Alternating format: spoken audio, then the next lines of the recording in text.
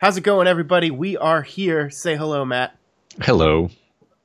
My nose is a little bit stuffy, but it's so much better than yesterday. Oh my god, that was I've bad. transferred it to Scott. Yeah, that's the weird thing is Skype is so bad that it now also transfers biological viruses. Yeah. Speaking of which, I'm going to take this Dayquil right now. Wonderful.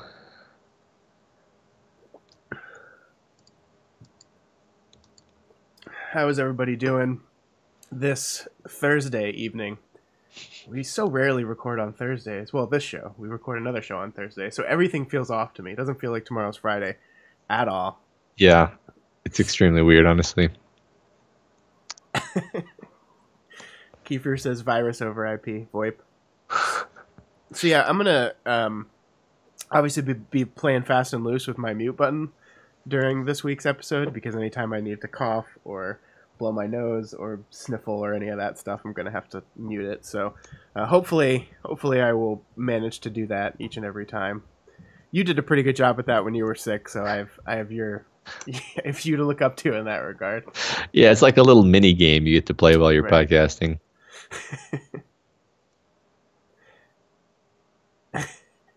Keeper says he got his knife fight in the closet over with Nuke Noodles. Oh, good. And yeah, we got those replays, so we'll have to come up with a day to do those. All right. So yeah, sorry we're running a little bit behind this week and today. Skype forced me to upgrade to a new version, and the new version of Skype took away my ability to see Matt's screen via OBS. So we had to go do a roundabout way to do it, which is basically just a complete monitor share that I've minimized to only show the part of my monitor that's showing his thing. So like, for example, if I just drag this up a little bit, oh look, there's Discord. Just will pay attention to that. We'll just put that right back down there. All right. So I think we're almost ready to go. We're just kind of working out a discussion question. Thanks, Sierra Grow. He says I have a bad case of the mutant babies. Yeah. As if that's an image I wasn't already battling with throughout this entire week. Ugh. All right. It's almost as scary as the way actual human pregnancy works.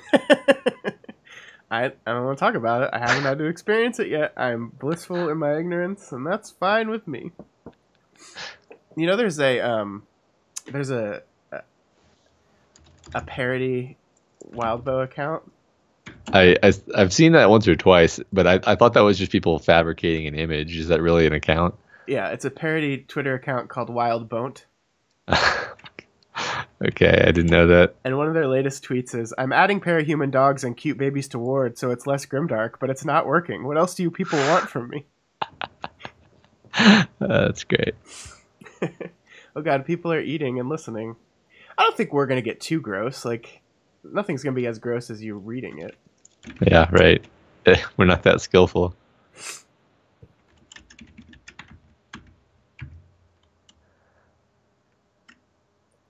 Did I add... We got a bunch of... a couple new pledges right here at the very last minute. So yes, I did. I remember to add them. Okay, good.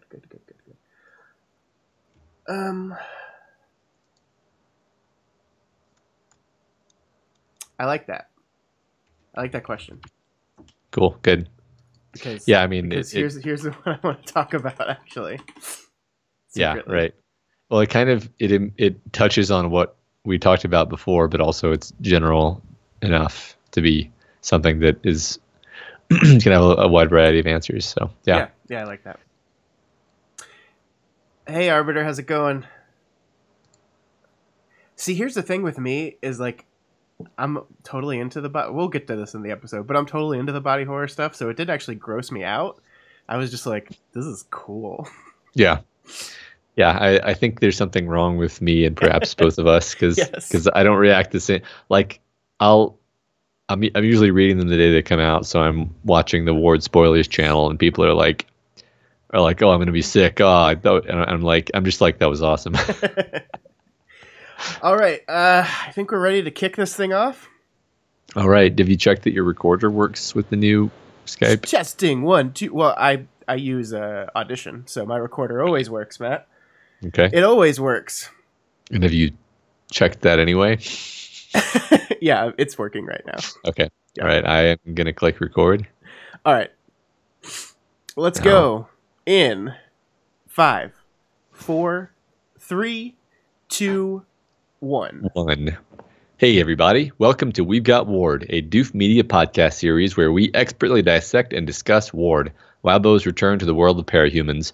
My name is Matt Freeman, and this is my adorable refrigerator tongue fetus, Scott Daly. This is the weekly podcast where Matt and I eagerly dive into Wildbow's world of face-hugging fetusi, dorky yet surprisingly loyal mercenaries, and alien-based death powers as we analyze and interpret this ongoing web serial. This week we continue Arc 11, Blinding, with 11.6 and 11.7.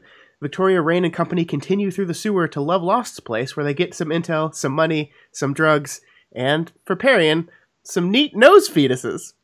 Then the gang battle begins in earnest with the Capes taking on Nursery, Lord of Lost, and his whole gang of powered and non-powered people. Matt, what did you think about these two chapters? Well, this is horror. This is just horror. Yep. It's great. We were talking earlier about how we were just delighted at how disturbing this was, which is a strange mental space to be in. But you're reading it and you're grossed out and disturbed and simultaneously kind of gleeful at the fact that it's affecting you that much. Just really fun. Yep.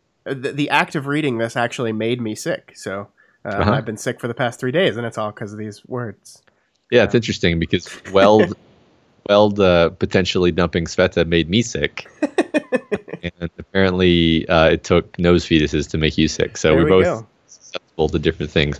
And then of course, there's mixed in with this horror is a really awesome Cape fight. So, a lot of action, a lot of imagery in these chapters. These aren't going to be chapters where we're necessarily, I think, drilling down into like character interactions on a microscopic level, because the thing to focus on in these chapters, the things the chapters are mostly trying to convey, are kind of the tension. The tension is almost not a strong enough word. Just the insane level of horror that is pervasive in these scenes. Yeah, I completely agree with that. And, whenever we get to like heavy battle chapters, I think we always say this thing, and this might be a shorter episode than normal. And by shorter, I mean like just slightly under 2 hours instead of over 2 hours. But there's a lot of subtextual stuff going on here too that I really want to dive into. I'm really continually fascinated by the Rain-Victoria relationship and a lot of the unsaid stuff that appears to be going on with Victoria's feelings towards Rain. I think we're going to dive into that specifically a few times as we go through these two chapters. So still a lot to talk about, even though there's just a lot of cool / creepy action. Yeah, no, I agree with that. It's not that there's not a lot going on the character level. It's more like that is backgrounded. Yeah. But we're going to talk about it anyway, because that's kind of the point. So let's get on into it. As everyone probably recalls, we decided that we are going to keep doing the discussion questions section, but we're going to move it to the end of the podcast. So right now we're just going straight into chapter 11.6. Yeah. And this chapter begins with Victoria focusing on Nursery's discordant music box ambience as musical accompaniment. And she's thinking about like how it's been a long time since she used musical accompaniment in her Cape life, and how she used to wear headphones. And I just love this kind of wordplay where she's thinking, "Mom had put a stop to that. Situational awareness was too important," she'd said. And then like a paragraph later, situational awareness was in full effect now. Yeah. Which is, I love that, because it's not exactly saying like I'm scared shitless, but it's conveying I'm scared shitless. Right. I really love it. Like I love the ambiance of starting the chapter off with this creepy music. Like you said at the beginning of the show, these are horror chapters. That's the tone they're going for here, mixed in with the action. And we start that off with this creepy nursery music, and it's just like we kind of get what we're doing immediately with that. I'm glad you pulled out the Carol reference here specifically, though, because, ever since we had that one comment a few weeks ago that was talking about, that Victoria's relationship with her mother is like kind of two-sided, where when she remembers her doing mom things, it's usually in anger, but when she remembers her doing coaching / prepping for superhero-ness or advice or guidance in that regard, it's usually not attached to a real kind of resentment, because she actually, I think, on some level values her mom's cape advice. It fits into her whole nerdy cape things. And this is kind of in the middle for me, right? Because like the phrase mom had put a stop to that. There's a little feeling of resentment in the subtext of that to me. Yeah, right. Just the phrasing of it, right? Because it could have been like, mom had suggested that I stop that because it was dangerous, but it was no. It's mom. Like, it's almost saying like mom put her foot down and came down hard on me or whatever. Like it's got a kind of finality and forcefulness to it. Yeah, and the way the second sentence is written as well. Situal awareness was too important, she'd said. I just feel like it'd be so different if the sentence was, she'd said situal awareness was too important. Like this, just she'd said being put on the end of that chapter, like makes you really think that like this is not something I actually believed at the time, and maybe don't really buy into right now. Yeah, that's great, because I almost want to take like a writing exercise where I write that like pair of sentences like 7 different ways to try to see how many different subtextual things I can convey using practically the same words. Because like you're exactly right that it's difficult for us to even pin down why. Like there's no particular word in the sentence that is making me think that this is a memory of of Carol being stern, but it absolutely comes across. Yeah. And I think it's how the sentences are broken up, like you said. Right. Yeah. But it's pretty cool. Yeah. I mean, I think that's kind of what I love about what language can do sometimes, is you can convey that information you don't have to draw specific attention to it. It's just kind of there, and how you write and organize and punctuate the sentence. Yeah. Yeah. Yep. One more thing before we move on, though. I like here that Victoria refers to Glory Girl in the third person here. When she says Glory Girl had worn headphones for a little while, she hadn't been one to have back and forth with the small fry she was taking down. And this is like not the first time Victoria's like othered Glory Girl as a different person, but she's not consistent with it, right? Sometimes she says specifically, when I was Glory Girl, when Glory Girl was me, she takes ownership of that personality of that part of her life, and sometimes she kind of otherizes it. And I just like that inconsistency kind of goes back and forth. To me, it's like a great way to represent her ever-changing, conflicted uncertainty about her identity of who she is. And it's just fun that you can send that feeling out to your readers just via the changing nature of how she looks at her past. Yeah, absolutely. I agree with you that it's, for one thing, it's communicating this idea that she's waffling back and forth on how she views her past self. And I think also it's an indicator of like, in this moment, she feels like she's a different person than she used to be. And maybe in other moments, she doesn't actually feel that way. She identifies with that person. And I think it's, you could probably just kind of dig into that forever. This idea that, depending on the context, depending on the mood, even she might literally view that old self as a different person for all kinds of reasons. Like she essentially had a different flesh body back then, for one thing. So yeah, I agree that's a great touch that stood out to me too. Yeah, great. So yeah, Victoria warns the team not to touch the walls as they race down the storm drain tunnel. She explains some of Nursery's power, and she says, yeah, it's a true reality overwrite. It's a strong, like really strong shaker power. It's probably more like Labyrinth than anything that we've seen. Mm-hmm. I don't know if we've really seen any shakers that are quite this, I don't know, just thorough in what they're doing. But she hesitates to tell the group what happens if you touch the walls, and the Heartbroken are downright offended that she would think that anything could scare them. Yeah, and one of the things we're doing here is we're playing this very slow build-up to the reveal of what Nursery's power actually is, which really helps increase like the tension and horror and fear that the readers have for what the hell this is going to be.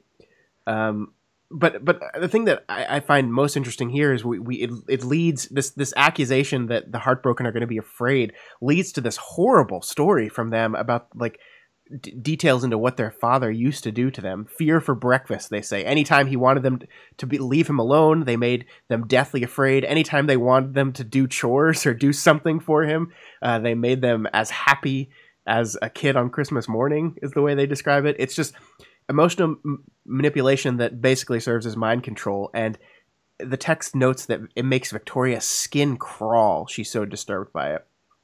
And of course that makes sense because that's, you know, losing control of her own decision-making process, losing control of her emotional, you know, thought processes, something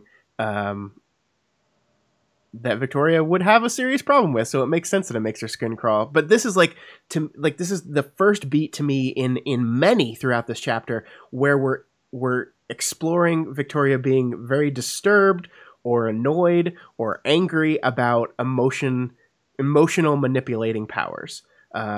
Well, all of them, but her own, that is, which is the weird thing that we see throughout this chapter is she's continually annoyed at the Heartbroken's emotional power. She gets angry at Rain for his powers, is relatively unaware or unquestioning about her role in, you know, her emotional powers affecting other people. Yeah, she seems quite blind to it, and I think it's like a motivated kind of blindness, honestly, because she doesn't want to face up to the consequences of thinking about it. I really like that you pulled out that the fact that her skin crawled when the Heartbroken were telling their story, because I mean, she's the only one at this point who knows how creepy her situation is. She's running down this like already creepy storm drain that's gradually transforming into a creepy nursery that she knows there's organic fetus monsters on the other side of the wall. And the thing that makes her skin crawl isn't the situation she's in. It's hearing a story about somebody using emotion manipulation / mind control on someone. And that's the perfect way of underlining how sensitive this character is to that kind of thing. While also kind of highlighting how like mentally tough she is otherwise, right? Because I would be shitting my pants if I were in her situation. Yeah, that's true. But she's just like, yeah, I mean, we got to problem solve our way out of it. Yeah. Yeah. So Victoria elaborates. She's kind of like doling out the information to everyone in tiny chunks. She elaborates that there are living things behind the walls if you accidentally break through them, but she still withholds the worst bit and won't really say like what the living things are. Yeah, and like I said, this is us kind of slowly ramping up the tension and the fear and the uncertainty around this power. I like we're going to get into this in a bit, but I like that not only is this doled out to us, the audience, for reasons of tension, but I like that when we get to the in-universe, in-story explanation for why Victoria is not just telling them what's going on, I think it's very satisfying, and it doesn't just feel like a narrative contrivance to make us more afraid. Yeah. You know, I don't know if there's a right place to talk about this, so I might as well talk about it now. The idea that Nursery's power has been planted in our head as something to be worried about since the first arc, since the first handful of chapters. Yeah. We had Victoria go into her domain. Everything is super, super creepy. There's squelching things inside little baby prams and rose-colored light and just all kinds of creepiness. And then she just says, "Fuck this," and books it. And that's like, and that's been just like gestating in our mind like some sort of horrible fetus for months now. And so it's really interesting because like I have no idea how much that's actually influencing my level of anticipation on the one hand, but also kind of dread in finding out what is going on here exactly. Yeah, that's a really good point. It's interesting because this fight in general is almost like a full circle thing, right? You're like Lord of Loss and Nursery are two characters that we met at the very beginning of the story. It's the first Kate battle was against these two and some others, but these two. And now we've kind of come full circle, and we left that battle with like, you know, I'm not going to call it like a begrudging respect, but like they definitely were not like going to actually like hurt each other. Like it was still very much in the parameters of the old cops and robbers game, right? And now we're 11 arcs later, and we're going to have this big battle between them. And it certainly seems like that is less so now. It seems it's more chaotic, more disgusting, more disturbing, more intense, more dangerous than it was 10 arcs ago. And I think that circling back and fighting these same two people again kind of demonstrates how bad things have gotten since the story started. Yeah, there's another symmetry here, which is that in that fight, she was fighting Snag, and maybe the hardest part for her about that fight was that he kept hitting her with these emotion blasts that were bringing back to her loss, this idea of loss. Snag's not here because Snag's dead, but Rain is here, and now she is struggling a little bit with this, with his presence, basically, with his flickering of his emotion power. That's annoying her. And I can't help but think that that's an intentional parallel. We've got Lord of Loss, we've got Nursery, and we've got somebody from the Maul cluster poking her in the eye with emotion powers. I think that's there on purpose. I think you're absolutely right. I mean, look, remember we like segmented this team off, right? Like Victoria went with Rain for a reason. Like we didn't just pair them off. Just it'd be fun if we paired them off. We're doing a lot of stuff with that. Yeah, absolutely. So Rain is doing a lot of tinker scanning in these chapters. He's using tech that is either borrowed from or adapted from Kinsey's and probably also Chris's. He hints. I just wanted to kind of point this out because tinker scanning is a thing we know that tinkers can do, but he's just like constantly doing that in this chapter. Yeah, it's something new for him. And I think like one of the reasons why we split off Victoria with Rain is because we're going to zoom in on Rain a little bit here in these few chapters. And one of the things we're doing is seeing him take a more involved, active, responsible role in the things that are going on, or at least we're allowing Victoria to see these things. Because I think we're going to talk about this a little later, but one of the things that has happened is Rain like had his big moment early in the book in arc 5-ish, I think it was. And then he's kind of drifted to the background of the team since then. And this team up allows both Victoria and us to kind of zoom in on him and check up with him and see how he's doing. And part of what we get to see is that he's being more involved. He's being more active. Like throughout both of these chapters, he does a lot of stuff, both in the fighting and just in quick thinking, problem solving outside of the combat itself. Yeah, I think this is great that this is happening. I mean, I think it's,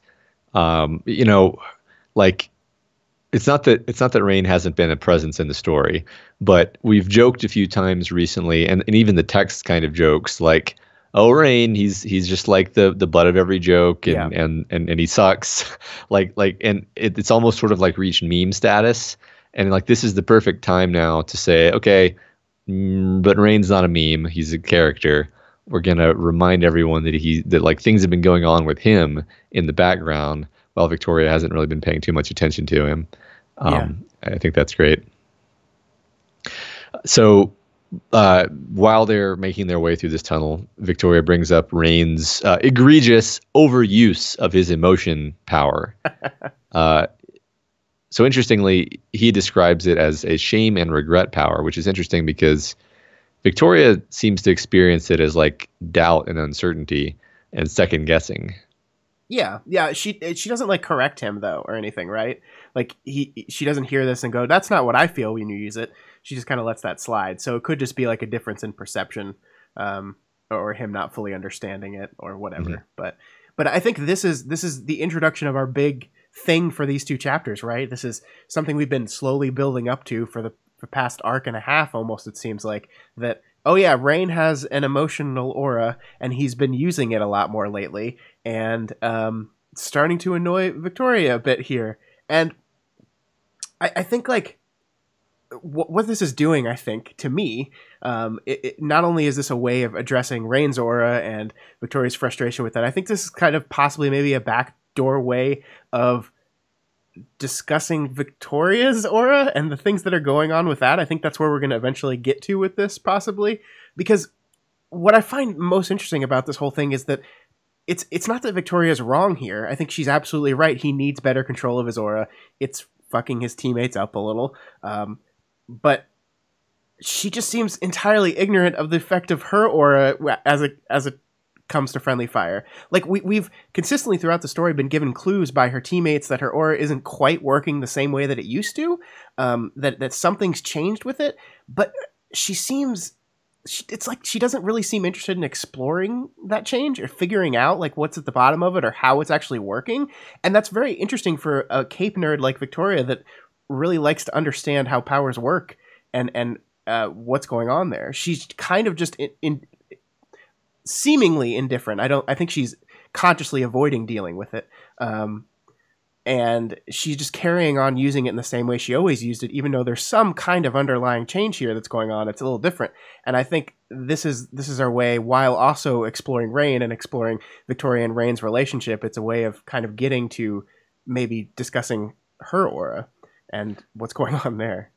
Yeah, I mean, it took her arcs to like kind of look directly at her wretch force field power and even get to the point where she would try to use it in ways that weren't just like pretending that it was the same as it used to be. And I think with her aura, she's actually still in that place, basically still pretending it's the same way it used to be, at least when it comes to how she fights. And I was thinking about this, like, it's hard to imagine because I've never been hit by an emotion manipulation power, but like it would be really confusing if you were in combat and one of your allies suddenly became extremely terrifying to you. Like that would throw you off and mess up your strategy or whatever you were thinking, just as much as like suddenly having kind of a vague creeping doubt or regret or whatever. And yeah, like you said, Victoria doesn't think about the friendly fire implications. She's just like kind of brushes it off usually. Yeah. I think we get one line in the second chapter of this week's where she says, use my aura on the bad guys and minimize its effects on the good guys, where she like acknowledges that it is having an effect on her team. But it doesn't seem to change her strategy very much, or at least not consciously. She's not spelling it out in the text. Yeah. Especially glaring when we compare like how angry she gets at Rain for his use of his. Yeah, right. I'm trying to remember. The only instance I can think of where we saw what her power felt like from someone else's point of view was when she uses it on Jessica in Jessica's interlude in Worm. I can't think of any other instance, but just remembering that, it seemed like super distressing to have it used on you. So yeah, I'm definitely something that needs to be paid attention to. Yeah, the only use of it in this story we've seen is, or the effects have been people explaining to Victoria how it feels, right? Like we had Kenzie kind of describe it, and we had Damsel the gritting her teeth thing last week, which is like, yeah, it's fine. Yeah. Right. So yeah, we're seeing little hints and little bits of information about this thing. I would expect us to get to zoom in on this eventually, and I think this is kind of like we're dealing with emotional powers a lot here. We've got, look at our team here. We've got a bunch of Heartbroken. We've got Rain. We've got Victoria. They're all here. All of them have emotion-based powers. We're exploring the idea of emotion-based powers right here. So, yeah. What's funny is that she is. I don't know if she actually.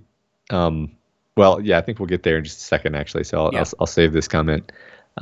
So they pass through areas that are more thoroughly infested with Nursery's power, and there are like huge wet moving things behind the walls, and everything is thudding with a uniform heartbeat. After some sexual innuendo with the Heartbroken, which is just so perfectly well placed here, Victoria confesses that the living things in the walls are full of parasites, and they're like, "Oh, it's going to infect us," and she's like, "Basically infection, sure." So yeah, first, this is beat number 2 of Chastity identifying well-endowed capes. We're going to see another beat of this in the next chapter. But yeah, this is... So she's lying, right? And she immediately gets called out on that lie by the Heartbroken Candy. It's great because like we're really building up why she is not saying this. And her excuse has been throughout all this time that like, I don't want to freak these kids out. I don't want to freak these kids out. a little beat here that I loved is when Candy calls her out on lying. Her response is, "Fucking fucker emotion readers. The ones who weren't Dean sucked." Yeah. And once again, that's her kind of segmenting Dean out of a thing where I have a hard time believing she's that annoyed by emotion readers and never was annoyed by her boyfriend's ability to read her emotions. I'm sure that's not true. That's him kind of back on the pedestal again. Yeah, I mean, it's funny because even like Victoria's, it's not like she doesn't swear, but fucking fucker is pretty harsh for her, right? Yeah. And with like she's not saying fucking fucker people with emotion powers, because that would be her. Yeah, right. She's narrowly focusing in on people who can read emotions, as if that's somehow worse than what she does. Yeah. And it's so interesting here because like when she gets called out on this, which turns out to just be Candy, making up the fact that she read her via emotion powers when she didn't, which is wonderful. But Rain is immediately like, Victoria, what the hell? Like, I need to know what's going on here. Like, I'm trying to like collect data and understand what's going on here. Why? Like, and it is very, intentionally surprising because Victoria's thing is communicating, right? Is making sure everyone's fully aware of the situation, and she's just really, really holding this one back. And we find out here in a few minutes why that is. Yeah, I really like this moment. Actually, when Rain does kind of snap at her and kind of breaks out of his typical Eeyore fashion of responding to things, where he's like, we're fighting this enemy. I need to understand. And yeah. And she's like, I'll tell you when we get back home. And I was like, no, we're like in their territory right now. You can't just say don't touch the walls because something really bad is going to happen. I need to understand what that means. Right. Yeah, I mean, and I think she's just wrong. Like it. I mean, it certainly kind of turns out to be the case because they end up having to fight Nursery, and they need to understand how her power works when that happens. Yeah. So she finally comes fully clean after being prodded and accused of lying, and she tells them that it's impregnation. Which interestingly, she tells them it's impregnation, but this is actually still really vague. Yeah. Like it's just like, okay, so something gets into your body somehow. And like it's still vague enough that you, the reader, your imagination just fills in with like the worst possible thing that could be or look like. Yeah. It's great because like we were like, it's almost scarier to be vague about this stuff than it is to just tell the full truth. And her excuse for not telling the truth here is because she's trying not to scare the heartbroken kids. That's her excuse. We find out here in a second that that's not the real reason. We find out here when Rain finally pesters her enough to give in, she says, I didn't want to talk about it because it bothered me. It was not just that I didn't want to scare the kids. It's like, I didn't want to have to think about this stuff. And again, from Victoria's perspective, someone who like drops monstrous fetuses inside you and things that grow inside your body probably is something that's very triggering for Victoria. I think that makes a lot of sense. Yeah, losing bodily autonomy, basically. Right. But this is classic Victoria, right? Like when things are bothering her and she doesn't want to face them, she pushes them off. She either ignores them or in this case, she refocuses that discomfort elsewhere. I didn't want to think about Nursery. So the reason for me not doing that is because I don't want to scare the kids. It's the kids. Definitely, even though they've told me that they've experienced horrors like just so terrible that kids their age have never experienced, I don't want to tell it to them. And I think the great capper on this is at the end of all this, Candy says, I'm a little scared now, not gonna lie. So it's like her efforts to withhold information to not scare them failed so much that now one of the heartbroken are actually scared. But it's just like, this is what she does, Matt. Like she doesn't want to deal with something. She pushes it off. She doesn't think about it, or she, refocuses that on something else. And like, I have to think about the whole Weld conversation again, that she still has not thought about in her head. Like it has not crossed her mind once since that conversation ended. And yes, she's in a little bit of a pickle right now. Her thoughts are focused elsewhere, but I still find that very surprising that this big bomb was dropped on her that like made her say fuck like 30 times in a row. And she hasn't focused on that once since then. Yeah, right. And there was a brief opportunity last week when she was thinking about like Sveta is over there in that other group. That was all she thought. She didn't think like, oh man, it was going to be really awkward when I had to talk to her again, right, and pretend everything was fine, because she doesn't want it. Like, I think her mind flinches away from that, so yeah, she doesn't think it. She doesn't. It's too uncomfortable. She's really good at avoiding those thoughts. So yeah, she successfully frightened the Heartbroken. Just kind of table setting for the battle that's about to come. Candy describes her power as a hallucination that she can induce that can permanently ruin someone's attachment to things or people. Yeah, it's like that time I ate some pad thai and got really, really sick, and now I never want to eat pad thai ever again. I want to throw up just thinking about eating pad thai. It's like that. It's just like that. Yeah, Candy's power seems awful, Matt. Like, really awful. Yeah.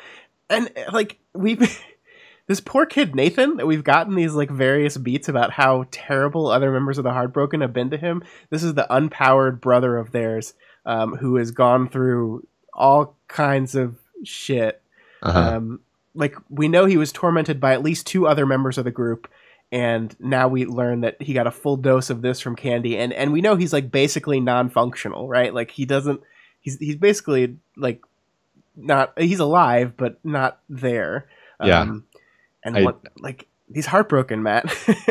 I can't actually in my head count up like what beat number this is, but I'm pretty sure that we have indeed had 2 or 3 beats of Nathan being, I think he was terror waved by someone in a previous.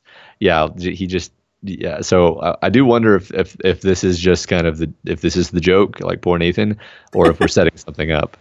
It can be both. I mean, it's a freaking dark joke, but yeah, I mean, like that's what I love about the Heartbroken is we're playing in this area like right in between humor and horror, right? And you know, we go over the line one way or the other, but we straddle it constantly, and that's why I think they're just fascinating characters to be around. Yeah, right. It's a super fun and unique tone. This idea of horror comedy, basically, that we're hitting here. Yeah. So speaking of horror, they leave Nursery's area of influence and they bust through a wall into an empty house using Rain's power. The team fans out through the house and they kind of just loot it. Yep. They find a computer and Rain disarms some minor traps using his scanning tech again. Once again, the chapter making much of Rain scanning stuff. So just kind of as a aside, my theory is that Rain's like gonna be using some of the power scans that he gets in these chapters, and that's why we're focusing on it so much. Yeah. But yeah, Rain is able to guess Love Lost passwords relatively easily based on his tactile memory of her dreams and her memories. Yeah, and I like went off the deep end trying to look into what these passwords mean before I saw somewhere that it's just a Pact reference, and I was going too deep into this.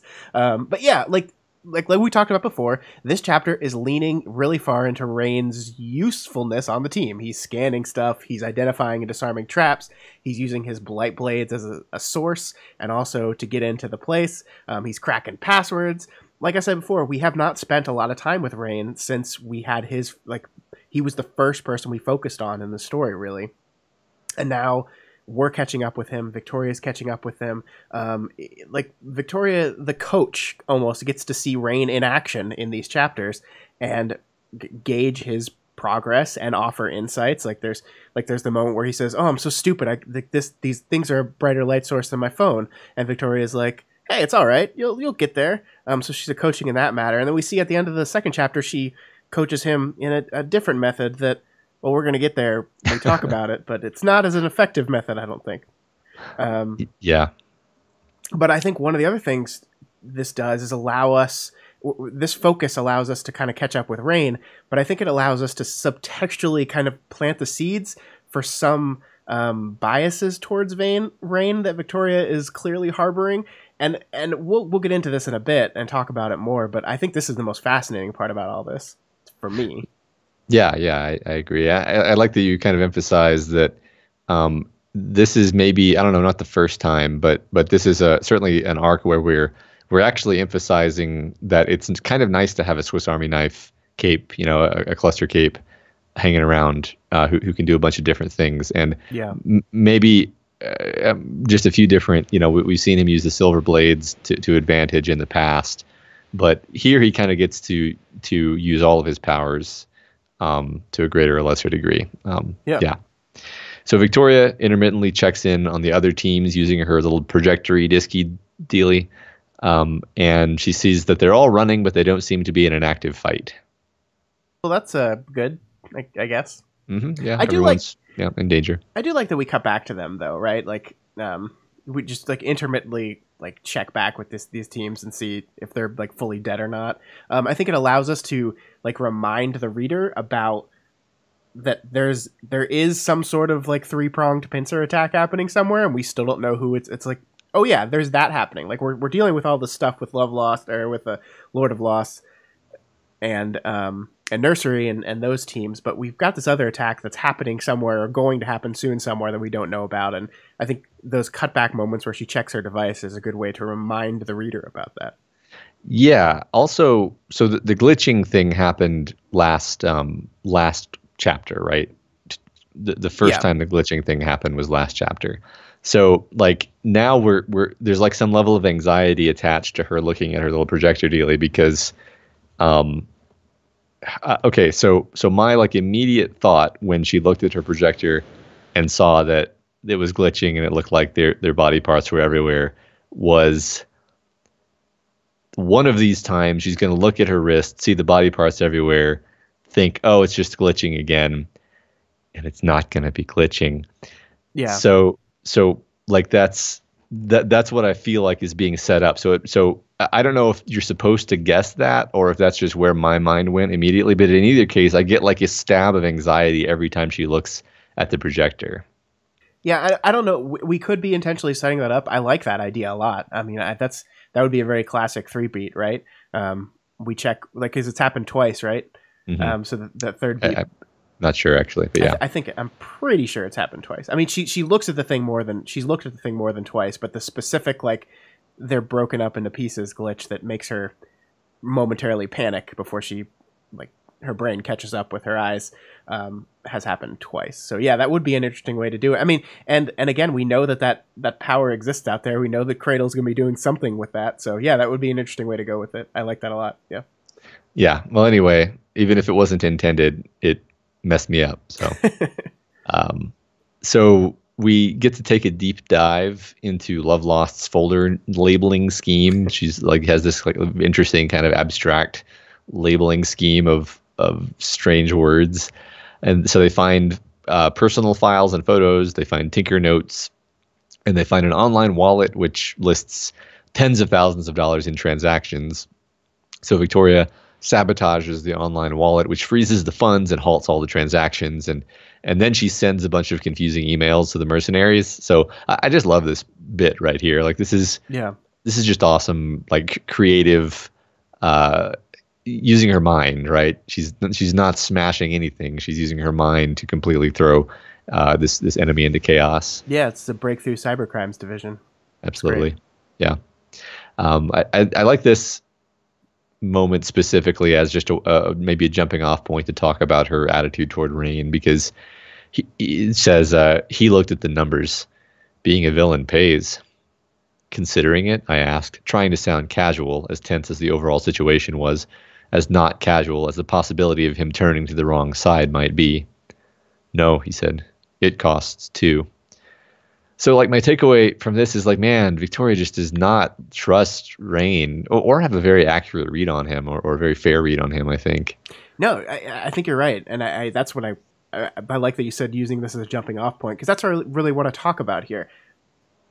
Victoria is this person that like I think has expressed a desire to give up people second chances, right? That like she's expressed happiness in the fact that Rain is seeking forgiveness and working towards making up for the bad things that he's done.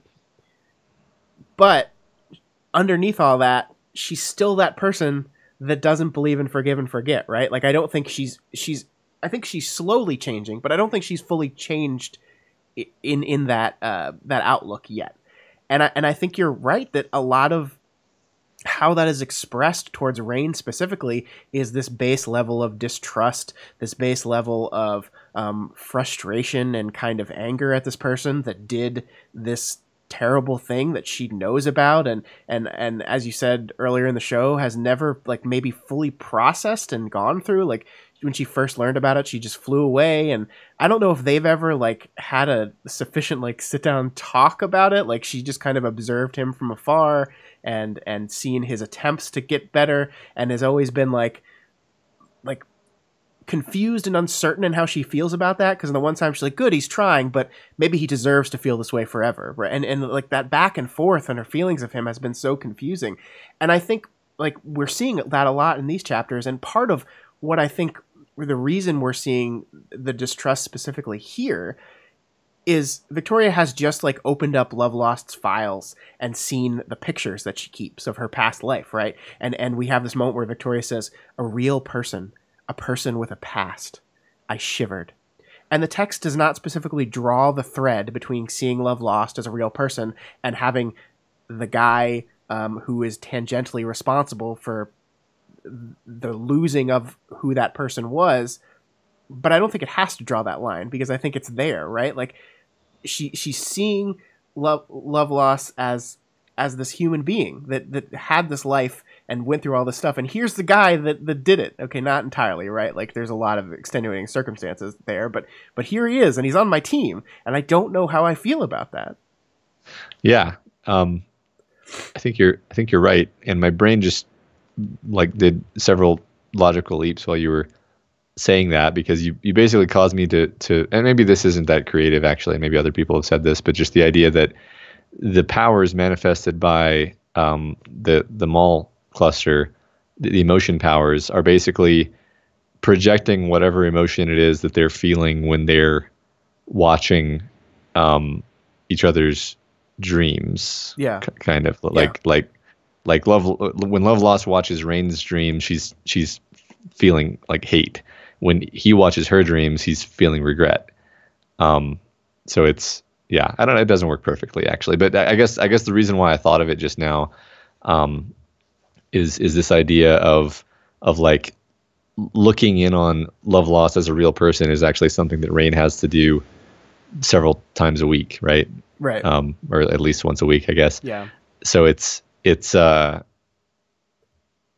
messes with Victoria to have to see it that way, but maybe like what she doesn't appreciate about Rain is that it's something that he confronts all the time. Right.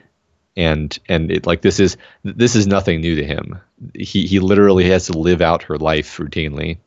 Yeah, and the hope is here, right, that kind of connection, that realization brings her closer to him, because maybe she understands on some level, you know, what he's going through. Like we had that moment in the last week's reading where she kind of got on his case, like, don't make people hate you. Like, don't go out to make people hate you.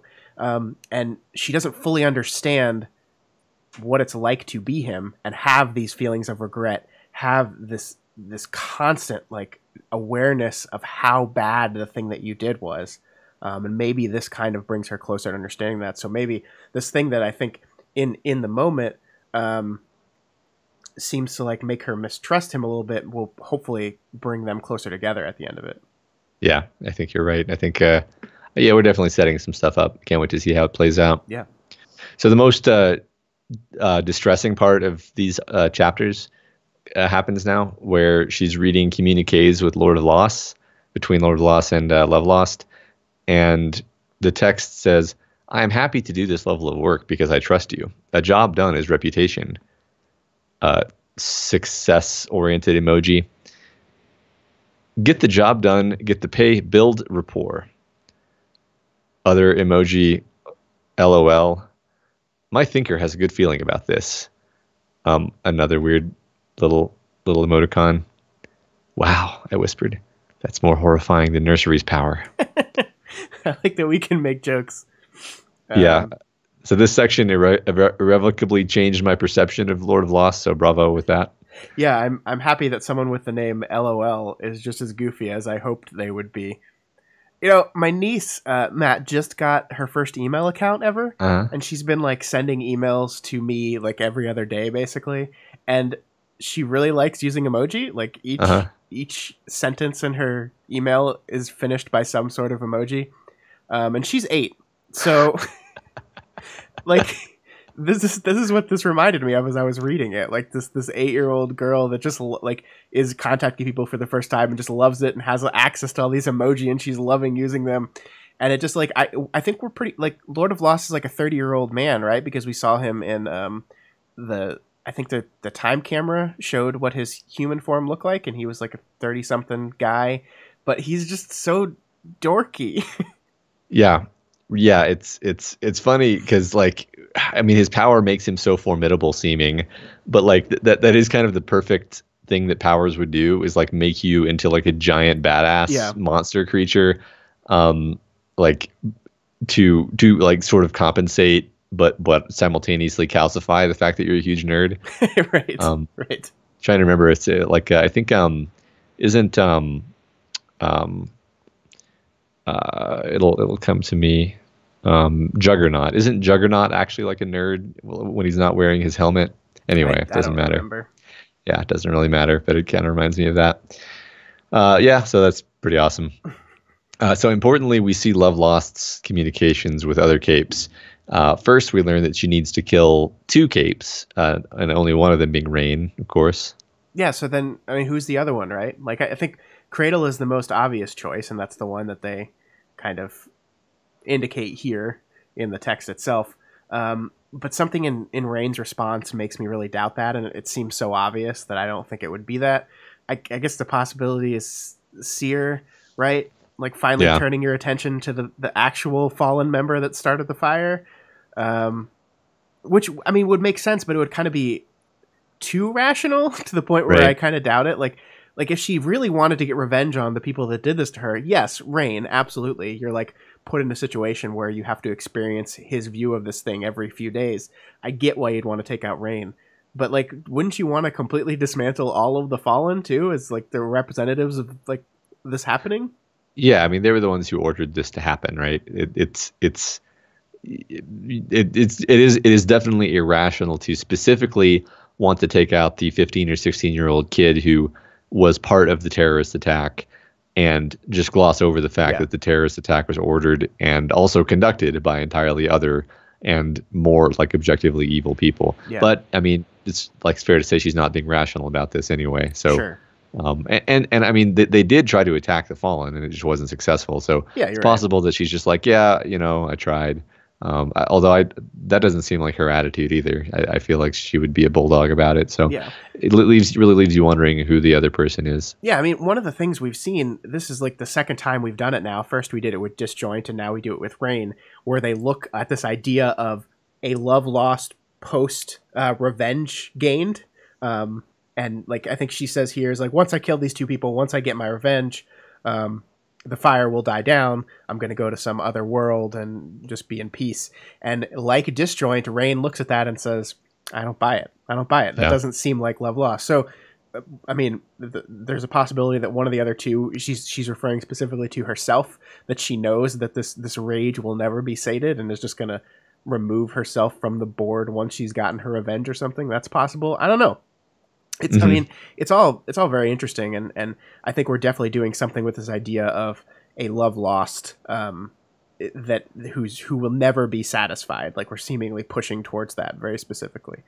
Yeah, that's been implanted. Yeah.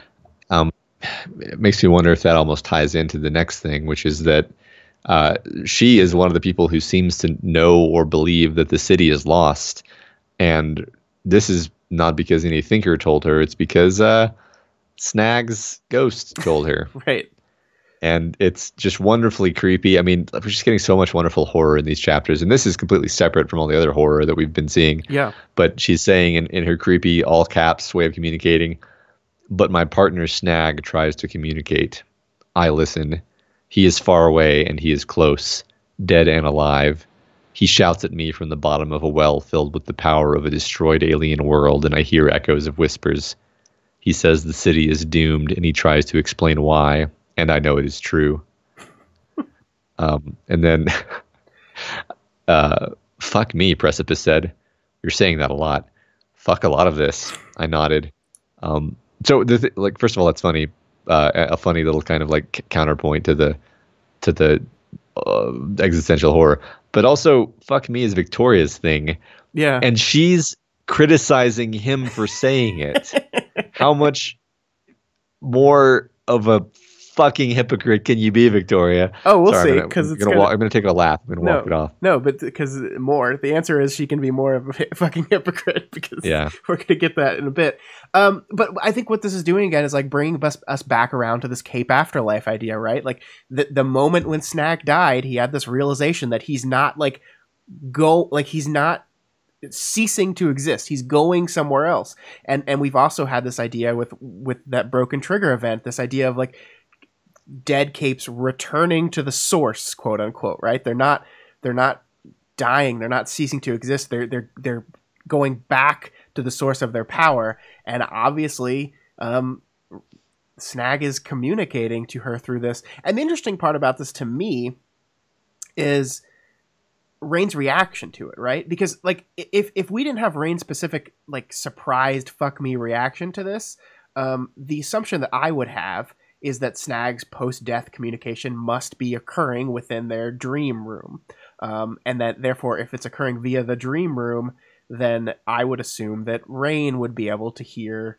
and or like be aware of Snag's communication as well. But it doesn't based on his response here, it doesn't seem like that's true. So there's a lot of questions going on here, like to the point where like I really hope we get another Rain cluster interlude sometime soon, because I want to see what that dream room looks like. I want to see what Snag's section looks like if it matches the mysterious fifth section of the room, like if it's dark just like that one is, or what it looks like, and how what's happening inside that room, because we haven't been in there in a long time. Yeah, great points. Yeah, I don't know if I even thought about any of that stuff, but that's I'm excited to find out what's going on there too. Yeah. So the Hartborgt discuss stealing the big bags of money and the drugs that they find. Yeah, and Victoria seems grudgingly okay with that. She's like, yeah, that would really hurt her to take this money and cocaine, even though I think it's Candy that's like, I get to try cocaine. Yeah. Well, it's not exactly okay, I get to try opiates. Yeah. Hooray. Right. Yeah, Victoria's like, well, I guess you're villains anyway, and I'm working with villains, so But whatever. It is interesting that there's one thing that's too far for her, right? They're taking the computer, so they're taking all her family photos, but she leaves Lovelost a note saying, look, we want to talk. We're not going to like take your family photos from you. We will send them back to you if you meet with us. And it's kind of beat of kindness here, as she's like secretly wondering to herself if Lovelost is going to be one of those that they're going to have to force to disappear. And I just find that really interesting that like to me, it's the central like conflicted nature of what's going on in Victoria right now, is that like she recognizes that they might have to do this frankly disturbing thing where they just act like kind of unilaterally to disappear people. But she's also recognizing her as a human being still. Yeah, I think at this point she would still much rather Lovelost like back off and stop making a problem for her, which is fully within character and really a rather noble perspective. I do think that Victoria does not like understand what an unhinged and dangerous person Lovelost is actually. Yeah. And I think part of that is that she sees her as a victim and identifies with her a little bit, I think. Yeah, I think you're right. One of the things that's really interesting about that to me as I think about, how this plays out and what the themes of the story is, when you look back at Worm was this book with a lot of like moral quandaries in it, right? Like doing what is right, what is wrong in these situations. But the main character of Worm was a character that was very quickly able to deal with that kind of moral grayness and just pick the thing they wanted to do and go. That was like Taylor never really wrestled with these moral issues. She just like did it. We have Victoria here in this book, who is a character that wants to really exist in this black and white world, wants to really be the person that is just like, I am good, I am representative of good, I'm going to do good. And she's being confronted with this grayness, and her reaction to it is very different from the protagonist in the last book, because she has much more difficulty making those decisions. And I think it's interesting that like forcing Taylor into making a morally gray decision and forcing Victoria into making a morally gray decision are very, very different things. And the characters have very different reactions to them. And I think like we're getting to see like the idea of, okay, what is a hero that wants to do good? How is this world going to destroy them? Because like that's not really what we did with Taylor, right? Like because her reaction to that kind of grayness was just so different from what Victoria is. And so I think about this idea that yes, she doesn't want to disappear Lovelost.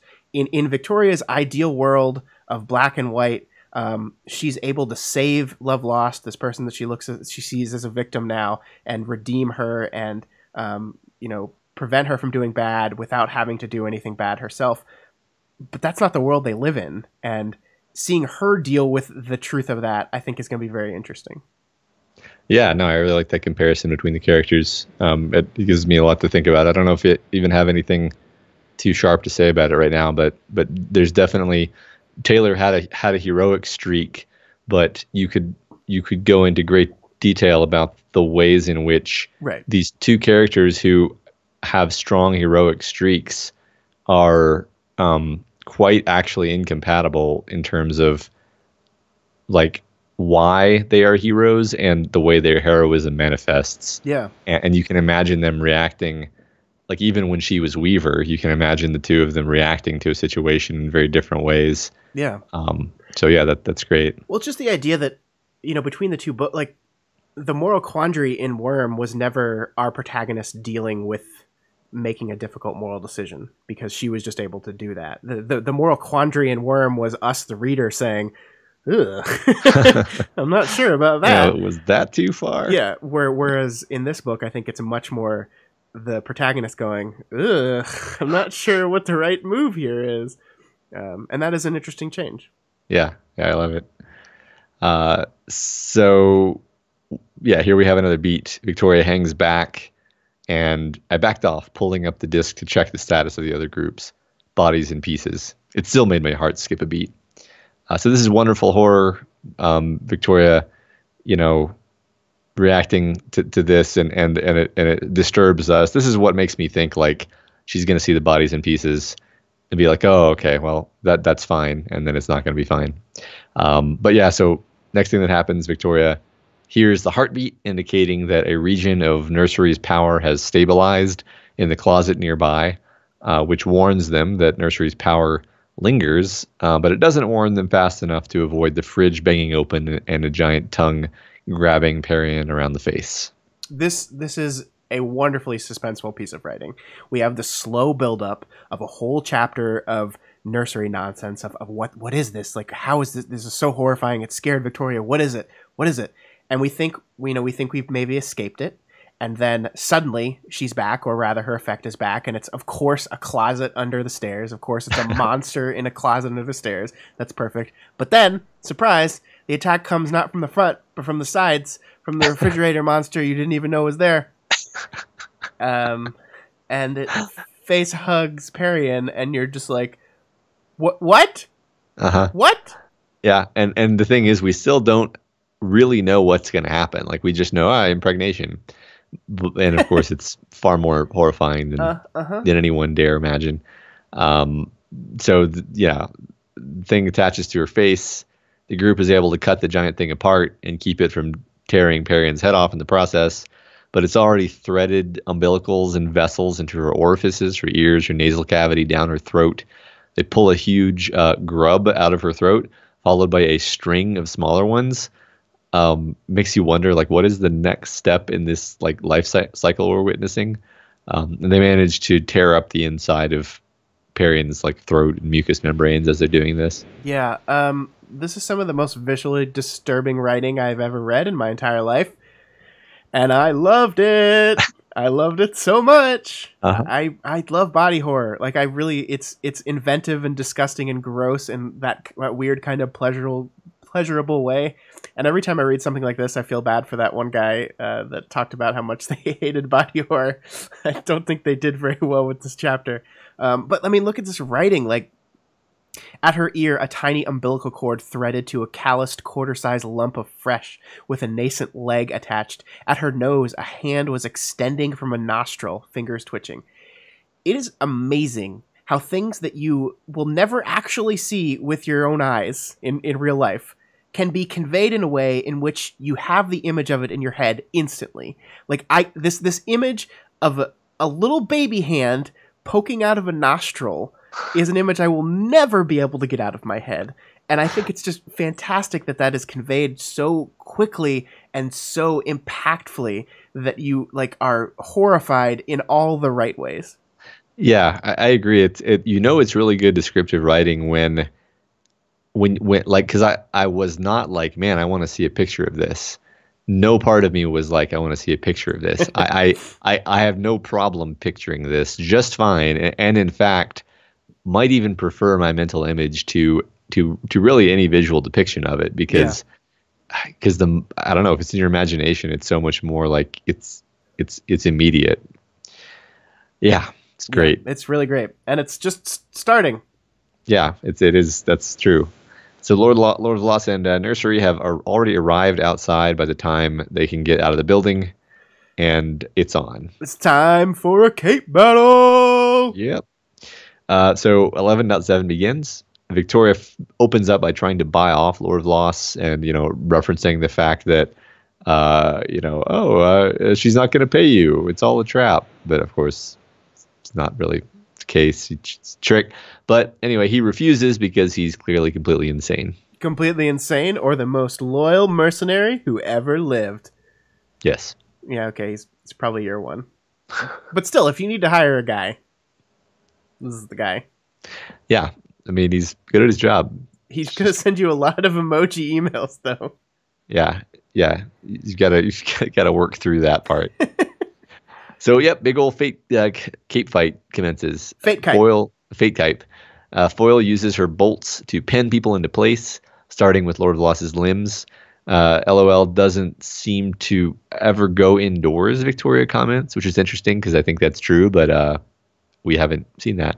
And what's interesting is Nursery's power seems to be something that is like strongly advantaged indoors, although it definitely seems to be able to work outside. But it's interesting because they have like one of them has an indoor synergy, one of them has an outdoor power, and maybe I guess between the two they cover all the bases. Yeah, and I wonder if that's why he doesn't go inside, right? That it's just like it's too much of a risk to go fuck with the places her power's filling up, or if there's some other some very specific Lord of Lost reason for that. I suspect we're gonna find out more about this guy. Yeah. I mean, as we're talking, I'm just like, maybe it's just because he's enormous. That's true. Yeah, simple. All his forms are very, very big. Yeah. Sounds like somebody's compensating for something. Exactly. I mean, it's such a Shard thing to do.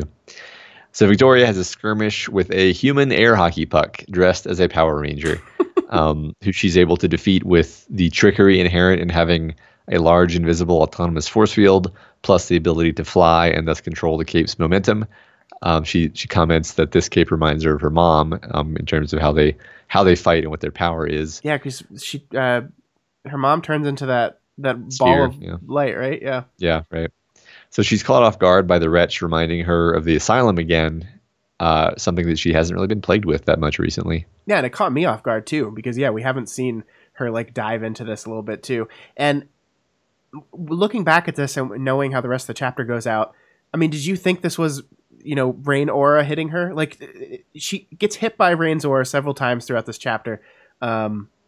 And this is one that she doesn't specifically recognize as, Rain. But it seems like how suddenly it comes and how different it is from her normal, from how lately she's been dealing with the wretch. It seems to me that this could be aura generated. That did not occur to me, but I think you're absolutely right in retrospect. I think that's true. So like as this fight kind of commences, I can't help but notice that the team has when they split up the teams, they've put all of the multi-trigger and or cape with multiple power people on the same team. I may be missing someone, but like Victoria's got like 3 powers. It's something that we don't, she's not a multi-trigger, but she kind of has that weird Dallin family thing going on. Mm-hmm. Rain's a multi-trigger. Foyle's a multi-trigger. It's just I'm wondering if like that seems actually kind of imbalanced. Like you crammed like a ton of useful utility powers into this one team. I don't know. It's just kind of something that occurred to me. Yeah, well, I think it fits the idea that they talked about last week, which was we couldn't really dole these team assignments out based on how powers mesh, how things work together. We have to do it based on who's going to possibly kill who. Yeah, exactly. Yeah, no, I mean, I guess that was almost my conclusion is like they accidentally made one super team. Yeah. Yeah. Which could be good for their continued survival because they're surrounded and outnumbered. But if this 3-pronged pincer attack is happening on one of their other teams, that's bad. Yeah, I agree. Precisely. Yep. Especially since the Tattletale team, I'm trying to remember who's on that one, but that's one's their entire role in that thing was to just gather information, just to like scope out and gather information. So they're not in a like Cape Battle kind of formation at all. Yeah, yep, exactly right. Yep. So Chastity nails Mr. Ricochet with a blast of distilled defeat, which kind of takes him out of commission. We learn that she can take several people out of the fight this way, but if she gets herself taken down a peg, which is vague, then all the effects break and then she gets a big backlash. So I mentioned this before, but I'm going to say it again. Out of the two of us, you're always going to be the powers nerd, right? Like yes. you much more enjoy getting into like the nerdy nitty gritty of how the powers work, whereas I prefer to get more in depth with other equally nerdy things. But to take on your role for a second right here, I continue to love how powers are constructed in this universe. We get this chastity power, which on the surface seems amazing, right? It's this I win button. It's like I touch you and I win. You're done. But then we layer on all the natural limitations of this power. First of all, you have to touch them, so you have to be able to get close enough to touch them. Second of all, anything happens to you in the course of the fight, you could risk, like, if you get hurt, if you're seen as less powerful. You're right that it's kind of vague here, but everything you've done is immediately reversed, and you're useless now. So we keep getting like there are so many powers in the story now. We've had so many characters and so many different powers, and even as we bring new ones up, invent new ones and bring them into the story, they're always built in with these wonderful realistic feeling limitations that make sense both in you're writing a story and you can't just make a character that's all powerful because it like ruins everything in your story, but also in universe limitations because the whole story behind why these powers exist is, hey, you guys, here's some stuff, fight each other with it, and we want to see what happens. Right. Yeah. I mean, this one in particular works great because it is basically incentivizing her to, if a fight starts, she has to keep going until the fight is over. Yeah. Right. Because otherwise it's going to be much worse for her. Like, yeah, just basically go full aggro because you can't even surrender. I love that being taken down a peg is actually vague. Like I like that it's vague because it doesn't mean that she gets hit in the face necessarily. It can mean that like, I mean, we don't know what it means. It could really mean anything at this point, but for all we know, it means that like, she just appears to lose or to be insulted or something. I mean, it could mean that the momentum of the overall battle just swings so widely in the other direction that she doesn't even seem like a threat anymore, right? Like that it could be something as easy as that. And that's really interesting. Yeah. I like that. So there's one more thing here that I wanted to draw attention to before we move on. I don't know if I have much to say about it, but so after she does this, she says to Victoria, "You're going to need to protect me," she said, waggling her hand in my general direction, the glowing fingernail in focus, which is like a cool thing that like, I guess the fingernails track how many people are under the effect of her power. I think so, yeah. So she can like keep track, like, so she'll know if it breaks. Then, like she was just now remembering, and I'm going to need to protect Precipice. So, yeah. I mean, like it's kind of weird, right? And I saw some theories going around.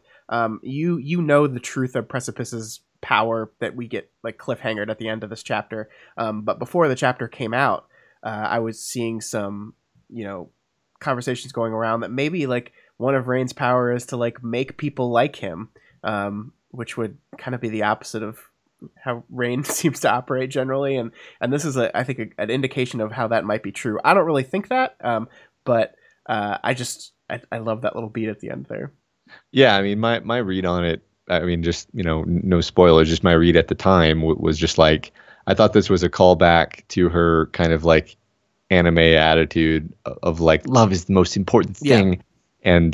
And like, that's all this was, is just her basically coming down on the decision that like, maybe she felt ambivalent about him for a minute, but she is actually ultimately going to protect him. Yeah, I have to get you to the person that you love.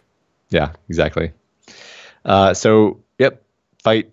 Victoria engages with Lord Vloss, and she thinks he seems stronger. Like his changer forms are less restricted. Like he's like a mass of arms with clawed hands, which are apparently capable of extruding lances, which is just kind of a gobbledygook mess of like utilitarian things that he's put together. It's not like, oh, it's a centaur, which is what he was at the other fight. Yeah, he's definitely been leveling up somewhere. Yeah.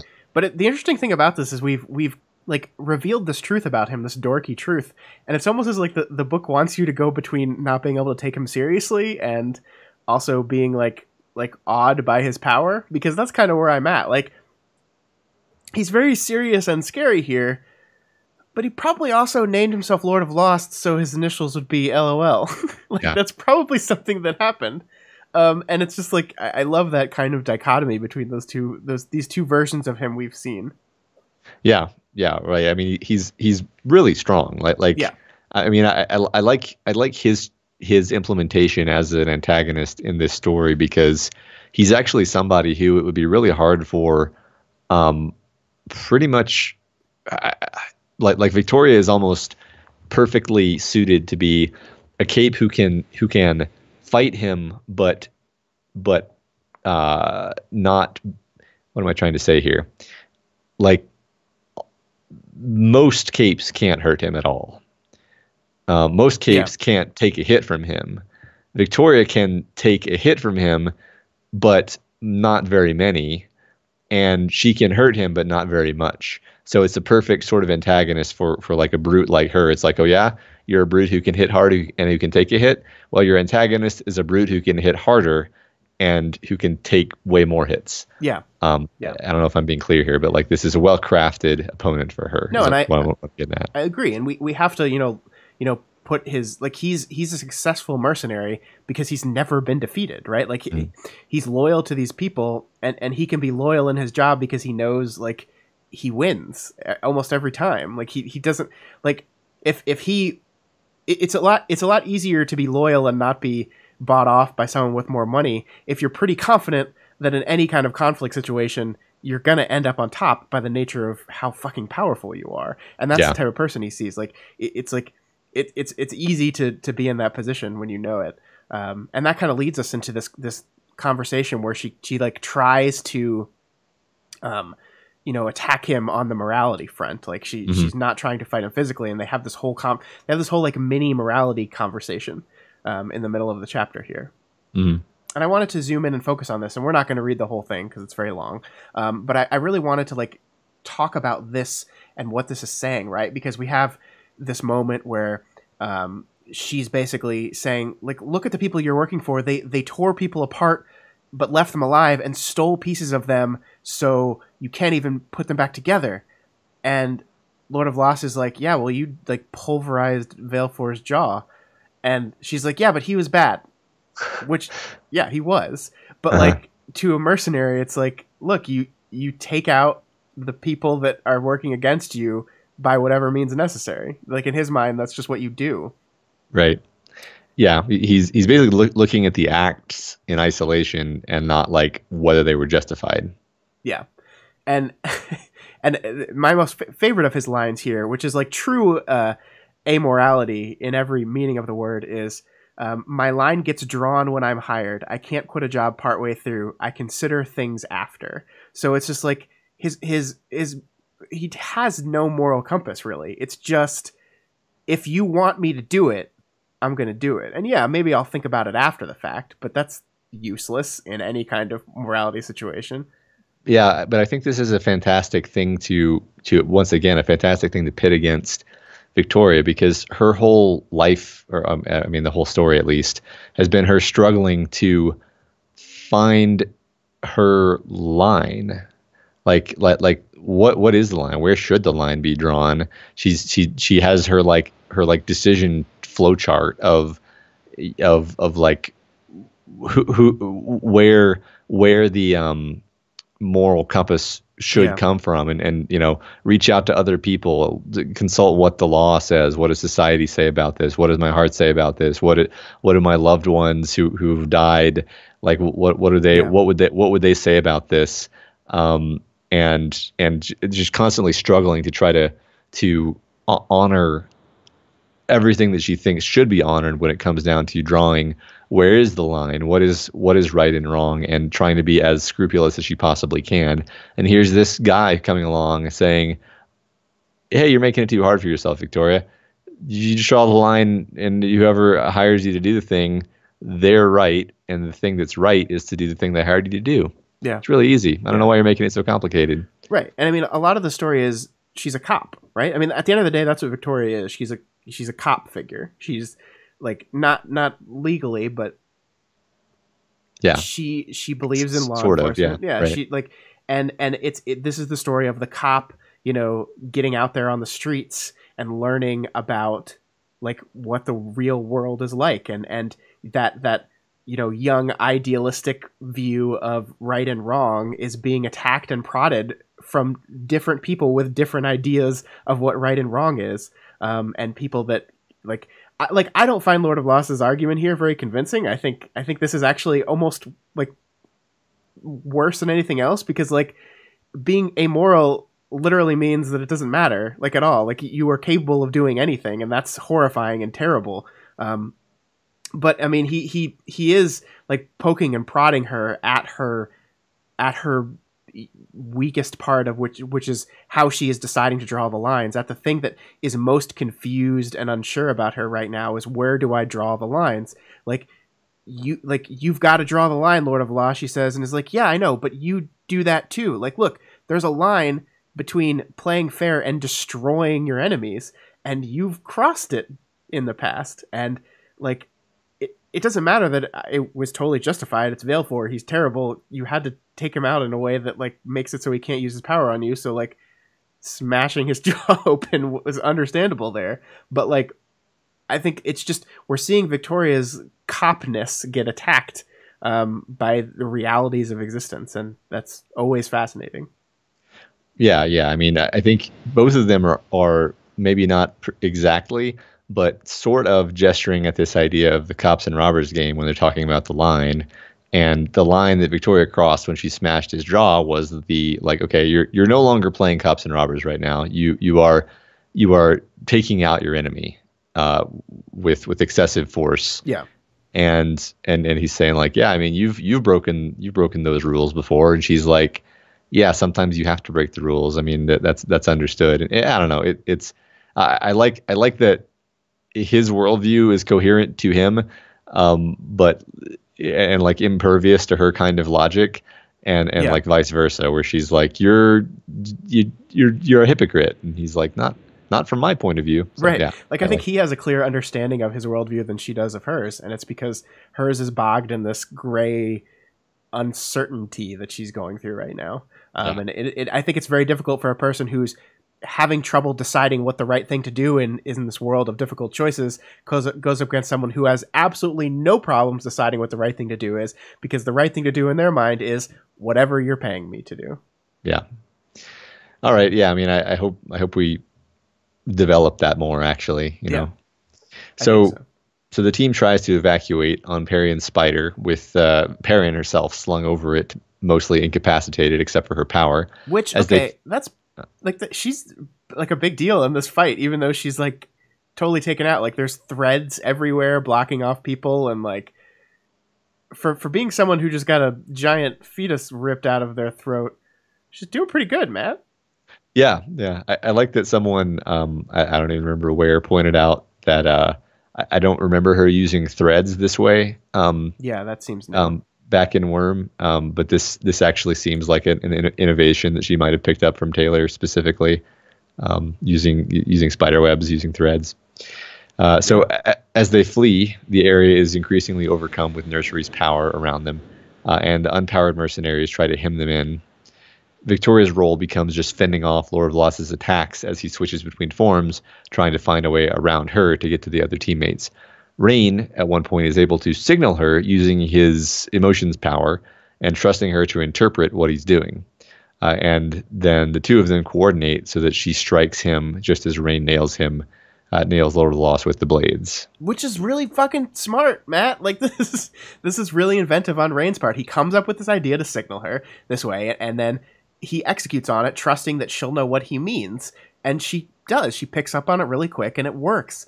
This team up between the two of them force Lord of Loss into various forms to counteract them, and gets them the closest to actually defeating him that probably anyone has ever gotten.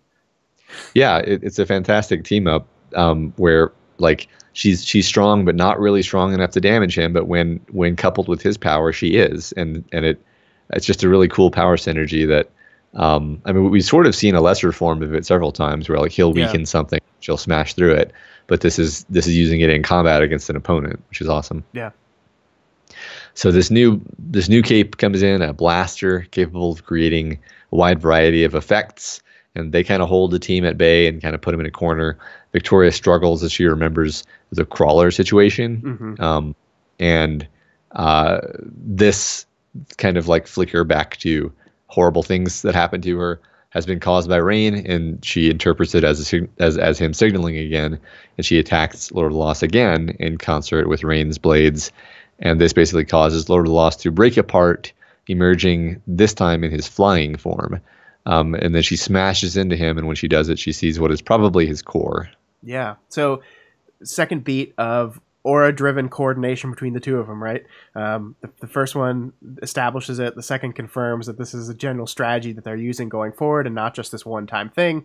This is effective working communication, and they're succeeding. Good job, Rain. As soon as this fight's going to end, Victoria's probably going to go up to Rain and be like, wow, man, really good use of your power. Like, I understand you're still getting a feel of this thing, but good job because you communicated efficiently and we worked together.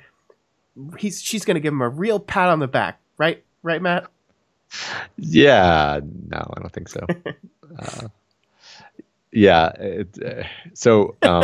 So as we move forward, I like how we're kind of continuing to table set, but in a way that is not obtrusive, because we learned that Aroa's power is to hit people.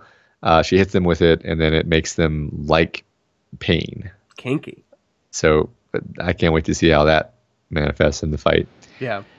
So as Lord of Loss flies toward the ground, aiming to rip open the earth and let Nursery's flesh minions out, Victoria and Rain team up to quickly cut apart a construction crane, and then she uses the hook to like impale him and to steer him, and it kind of works. She kind of diverts his course, but also Victoria hits the ground really hard and is completely dazed. Yeah, I like this because like Victoria just like points at the crane to Rain, and then like he throws the blade and it hits the wrong part first, and then she's like exasperated and like, come on, and then just points again, and the second time he actually gets what she's meaning, even though like she just like, can you imagine just like a big crane up there and you're just like, and then like you don't immediately know exactly what I want you to do. It's like everything works out kind of, but then she yells at him. Yeah, she gets increasingly impatient with him. And she's saying, while we're assessing what to do and what not to do, Precipice. Sorry, he said, panic. If it was a toy gun or a toy, I'd take it away from you. I said, it almost fucked me up when I tried to lasso him. Yeah, so basically what happens is like she's got the thing around him and suddenly gets hit with his power again. Or she's got the thing around Lord of Loss and suddenly like gets hit by the power, and it almost like causes her enough doubt where she messes up, and so she's really fucking pissed off at him, and it's like he should have known that if the Heartbroken's power didn't work on Lord of Loss, then how was his gonna work? Which I'm not clear of the geography of the battle, but like that was something that I think it was it Candy that just communicated that just to Victoria? Like I'm not sure if you can assume that Rain would have been told that. But also like he just used the power in a creative, effective way twice. to coordinate with her, and then all she focuses on is ripping him down for the one time he quote unquote made a mistake, which he might not have even been aware of, that was a mistake, that it wasn't going to work. Yeah. Which, like, it just kind of drives me crazy, because I understand she's trying to coach him and she's trying to improve him, and I get that, but I just think, like, yelling at Rain is not the type of personality who, like, yelling at him is a way to improve himself. Like that, like there are people that like yelling at is a very effective coaching method. Like, there are a lot of people in sports that have like nasty, mean coaches like effectively motivate them, like Whiplash, right? But not all people are like that. Not all people are motivated by anger or dismissive rudeness. And I don't think Rain is one of those people. So I don't think this is the right tact for him. No, well, I don't think this is a strategy on her part. I think every time he's used the power on her, she's mad at him. And I think it's pretty simply, she's angry at what he makes her feel. Yeah. He always makes her feel, he reminds her of the crawler situation. He reminds her of being in the hospital. She hates that. It hurts. She's lashing out. I mean, this is not like, this is not her being like, I'm being the cape coach. She's just like, you are hurting me in a way that is like my number one button, and I'm super pissed about it. But I mean, it's really interesting to see how this chapter ends in light of that. Yeah. So I guess we'll just get there. Yeah, let's do it. So before that happens, Candy manages to hit Nursery with happiness oversaturation, which knocks her back a bit, but not really out of the fight. It doesn't really reduce the effect of her power on the area. The team is still stuck in her hostile terrain, and Lord of Loss is still smashing up the area to release more of the flesh tongues, and they're still surrounded by mercenaries. So what you're saying is things are going really well for our team. Yeah, things are going great. I mean, yeah, this is a great chapter because they've been like fighting bitterly in this horrible environment, and it basically ends like, if anything, worse than when it started out. Yeah. But somewhere in the midst of this, Victoria has a brainwave based on her repeated exposure to Rain's power. And she says, I think I get how your power is really supposed to work. I said, mine? Rain asked. Who else? I asked. Listen carefully, because whether I'm right or wrong, this is going to suck. So first of all, we have to mention that this is a delicious troll from the author of this book on the secret Parian powers, right? Because it didn't even occur to me. Oh my god. Well, no, the sentence right before this is she's talking about Parian. So like right before this, I think I get how your power is really supposed to work. She's looking at Parian and Parian's dolls. And so this who else here is absolutely a specific reference to that in a wonderful kind of way. So dumb. Yeah. But it's great. This would be the part where I normally say, "Hey Matt, what do you think the secret power is?" But you've read the chapter already, so you know. So I can't ask you that. I guess you can ask me, but I don't really have an answer. Like, I mean, obviously it's something to do with his emotion power. It's an aspect of his power that she's realized a strategy of. I don't know, like if it's something to do with like doubt or guilt. I don't like guilting you into behaving better would fit very well with Rain's, whole modus operandi, that like his guilt is driving him to become a better person. So something, I don't know. Yeah, I mean, I can just remember what my guess was, which is that it actually, and I'm basing this off of the fact that her description of what it makes her feel didn't sound exactly the same as what he described it as. So I was like, maybe it actually makes everyone feel something different. Yeah. And it's different in a way that is beneficial to them in some way. But that was kind of as far as I got. I'm not going to comment on whether that was, right or wrong or partially right or whatever. Yeah, that's fine. But that was, I guess. I do like that she phrased it here as, I get how your power is really supposed to work. And I wonder if that's the truth. Like if like she's discovered like the real use of his power, or she's just discovered a way to take his power and use it towards her advantage.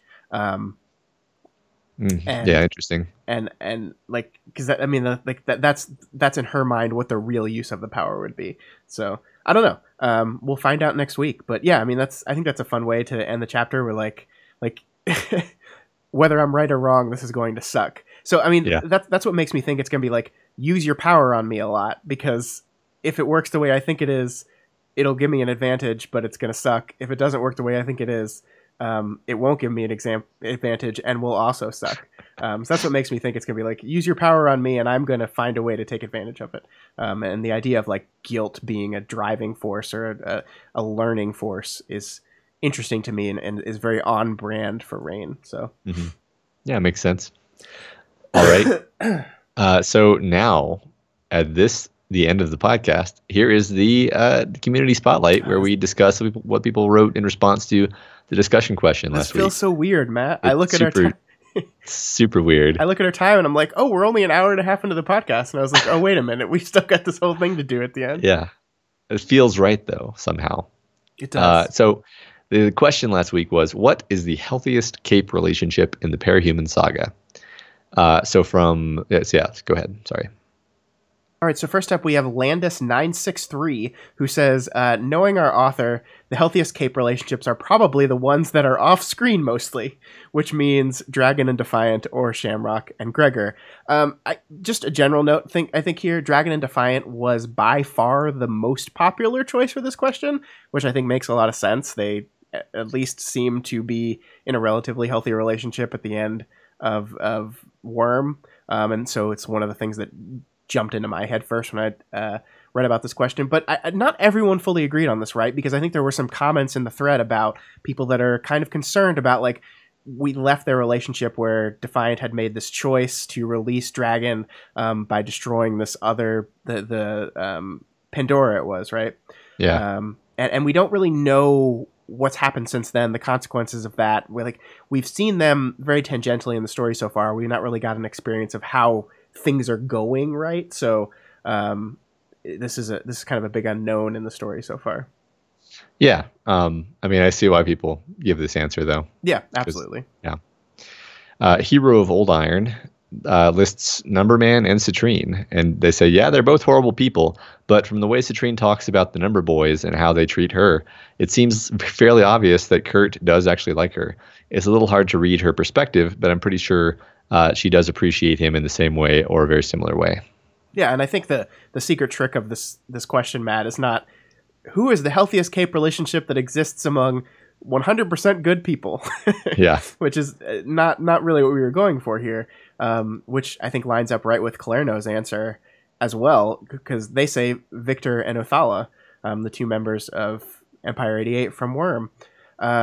They point out that Tattletale is trying to tear them apart, only to be temporarily stymied by the fact that they actually possess basic communication skills.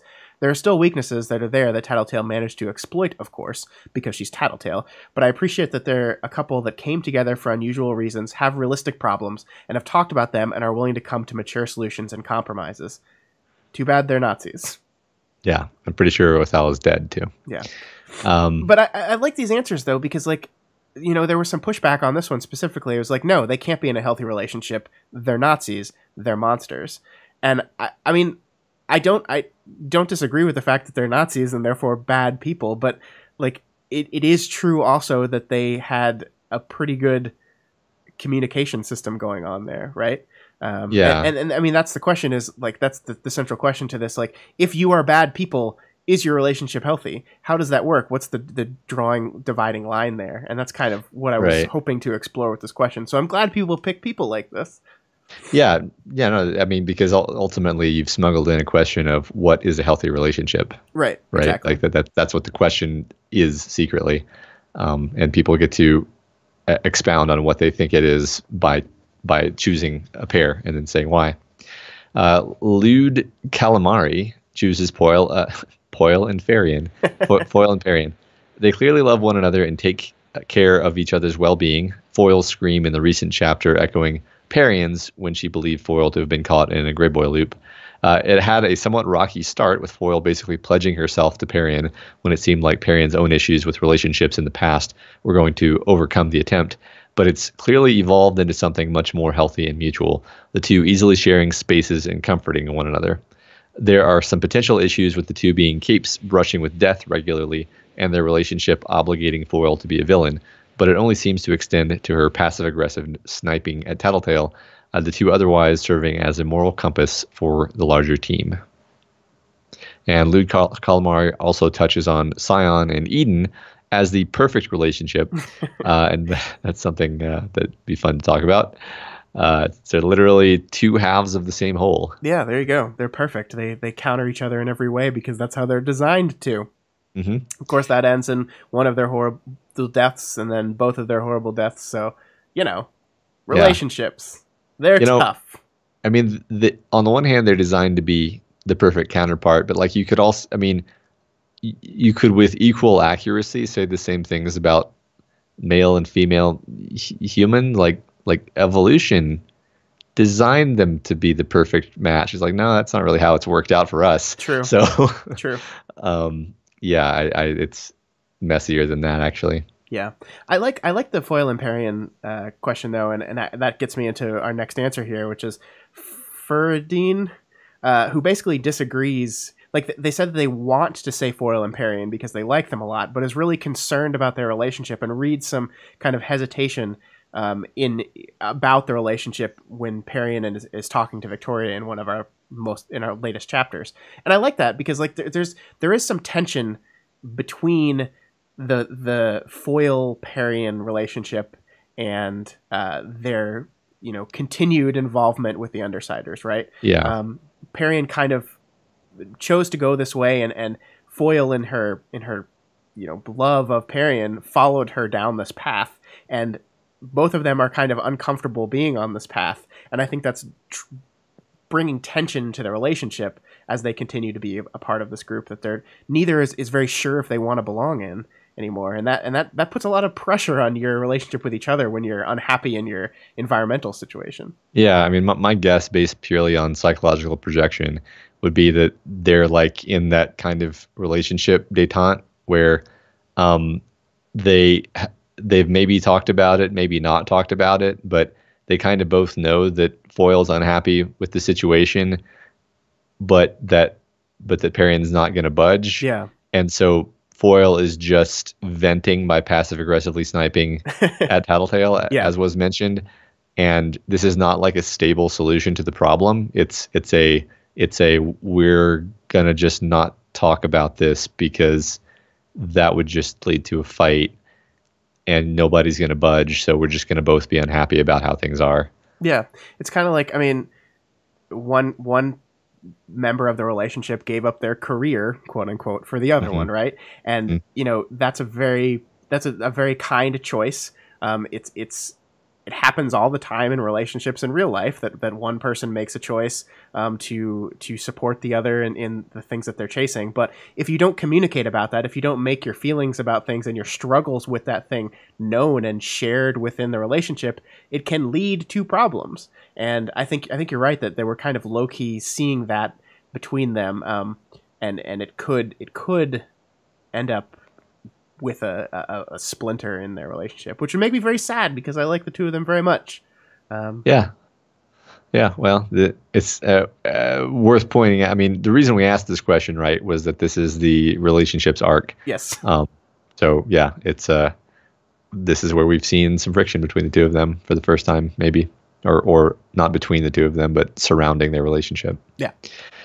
Sarah Penguin says that they're having a difficult time picking between Parian and Foil and Side Piece and Disjoint because they're both healthy for the same reason, communication and support. When Foil asks Parian out, she is apprehensive and says she can't be with someone who wants to own her, and Foil responds by letting Parian control the speed of the relationship. So the foundation of the relationship is one person expressing their needs and boundaries and the other hearing and respecting that. Then throughout Worm, we see them look out for each other and support each other. Side Piece and Disjoint are the same. They can communicate with each other openly, and even if they don't agree, they can still hear what the other person has to say. Also, Parian and Side Piece have a similar romantic history before their current relationship, even if the way they responded was very different. they both had people who weren't interested in them as a person and only wanted sex, and are now with people who want more than sex. I liked that connection between the two relationships a lot. That they're now with different kind of people. Yeah. There's an interesting connection, although I wouldn't say that they're the same type. No, not at all. They have some something worth pointing out. Sure. And yeah, I mean, I'd kind of forgotten briefly until I read this question about the idea that, you know, when they started this relationship, Parian had a lot of trauma from past relationships, and the idea of not being in control of the relationship was something that made her feel very uncomfortable, and Foyle kind of completely acquiesced to that, which, yes, I completely agree. That's a very healthy, kind, caring thing to do to a person that you really care about a lot. But, you know, while that is something you can easily do the first 6 months, a year of the relationship, you fast forward 2, 3, 4 years down the road, and you're still completely acquiescing and completely letting the other person control every aspect of your relationship because of their very understandable fear of losing control. That can get a little frustrating, I think. Yeah, I mean, I think that it's just a fact about humans that if you're the kind of person who is okay with the other person making decisions in general, that can actually lead to resentment over the long term, just the way you described. I completely agree. Yeah. Hope that's not the case here. Hope not. Yeah. But yeah, it's certainly possible. All right. And finally here we have Kausubalu, who actually says Victoria and Dean are the strongest relationship in the Parahumans universe. It seems like Victoria and Dean had a pretty healthy relationship. It's a bit of a cheat, though, because of course Victoria is looking through rose-tinted glasses, but we've seen enough to know that they clearly cared about each other. They had fights without them ruining the relationship, and they supported each other when they were able to do so. I completely agree with that, and I do 100% agree that this is a very manipulated opinion through the lens of our main character. I think Victoria and Dean's relationship is going to be something that we're going to continue to explore throughout the story. We've cut back to it many times, and we've cut back to it, and we've seen, when we talked about, we've seen the cracks in the picture of what this relationship was. I think we're going to see it was a much more complicated relationship than Victoria made it out to be, but that doesn't mean it wasn't a healthy relationship. Complicated is not always necessarily bad. It's realistic. Like, all relationships are complicated. Yeah. That's how it works. Well, that I mean, I guess that comes down to the question of, like, I guess people can mean different things, because like, I personally, if they're having these like explosive fights where they don't talk to each other for 2 weeks, and that happens more than once or twice or 3 times, to me that looks pathological to me from the outside. Yeah. So that would be my like I don't know about that. That's fair. But I mean, you could also just be like, yeah, but they're in high school. Kids in high school are ridiculous. Right. I mean, that's the other thing. How long did they date? I was trying to remember that. I should have looked that up. I want to say 2 years is the number that sounds about right. Yeah.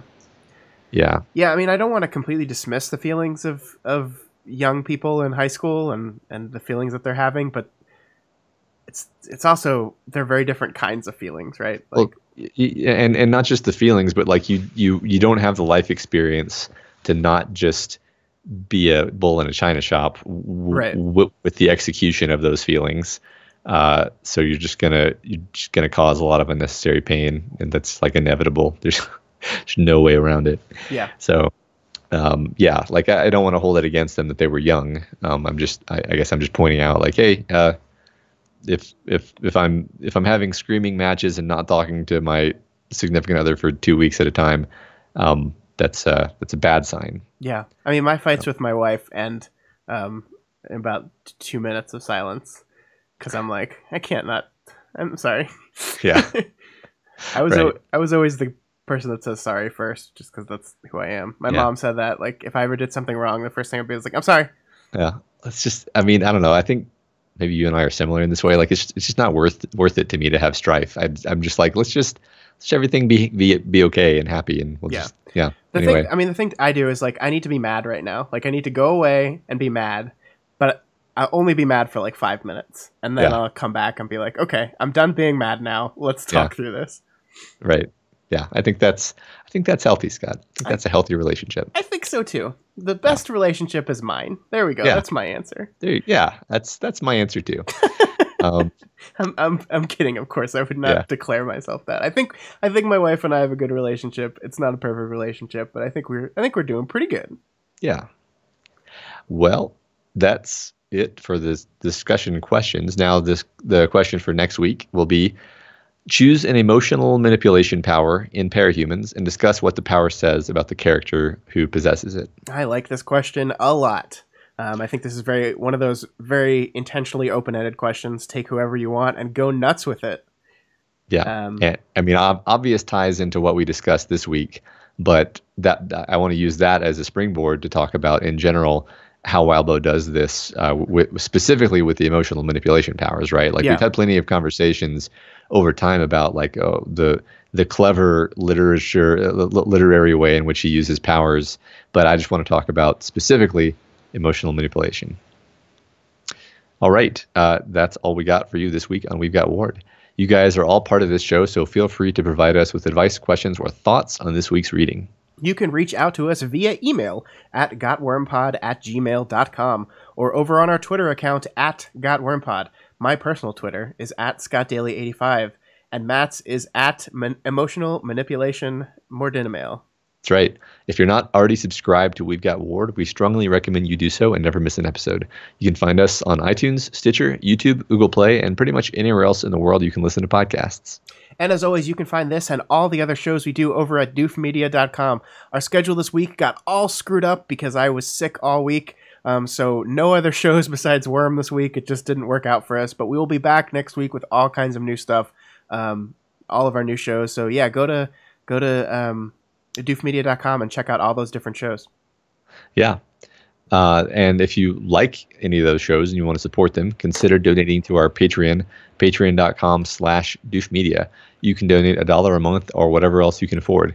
Supporting us on Patreon gives you tons of great bonuses like voting in our quarterly fan art contests and our yearly costume contest, Q&A sessions with me and Scott, access to live streams of our recording sessions, and our excellent Discord chat. And speaking of Patreon, special thanks to new Bidoofs, Axel, Aisling C, Sam, and Eric V, and Anisha P, all at the $1 level. That's awesome. A whole bunch of folks this week who I hope to see all of you on the Discord, and we can hang out. Yes. And Doof Troop member Nuke Noodles upgraded to the $10 level. Thanks so much. That's awesome. Yeah, thanks, guys. And as always, of course, make sure you go over to Wildbow's Patreon, patreon.com/Wildbow, and donate to him as well, because this is his world. We're just playing in it. And if you cannot afford to donate right now, that is absolutely okay. As always, please don't donate if you can't afford it. We love the support you guys give us. We absolutely love it, but we don't want to stress you guys out financially. So there's tons of other ways you can help us out. You can just share the podcast, spread the word. We don't do marketing, guys. We're looking into possibly finding a way to do some marketing, but we don't do any of it right now. So we kind of rely completely on word of mouth from you guys. So you can help us out by sharing the podcast. You can help us out by going over to Apple Podcasts and leaving us a rating and a review. This week's Spotlight review comes from Oren M.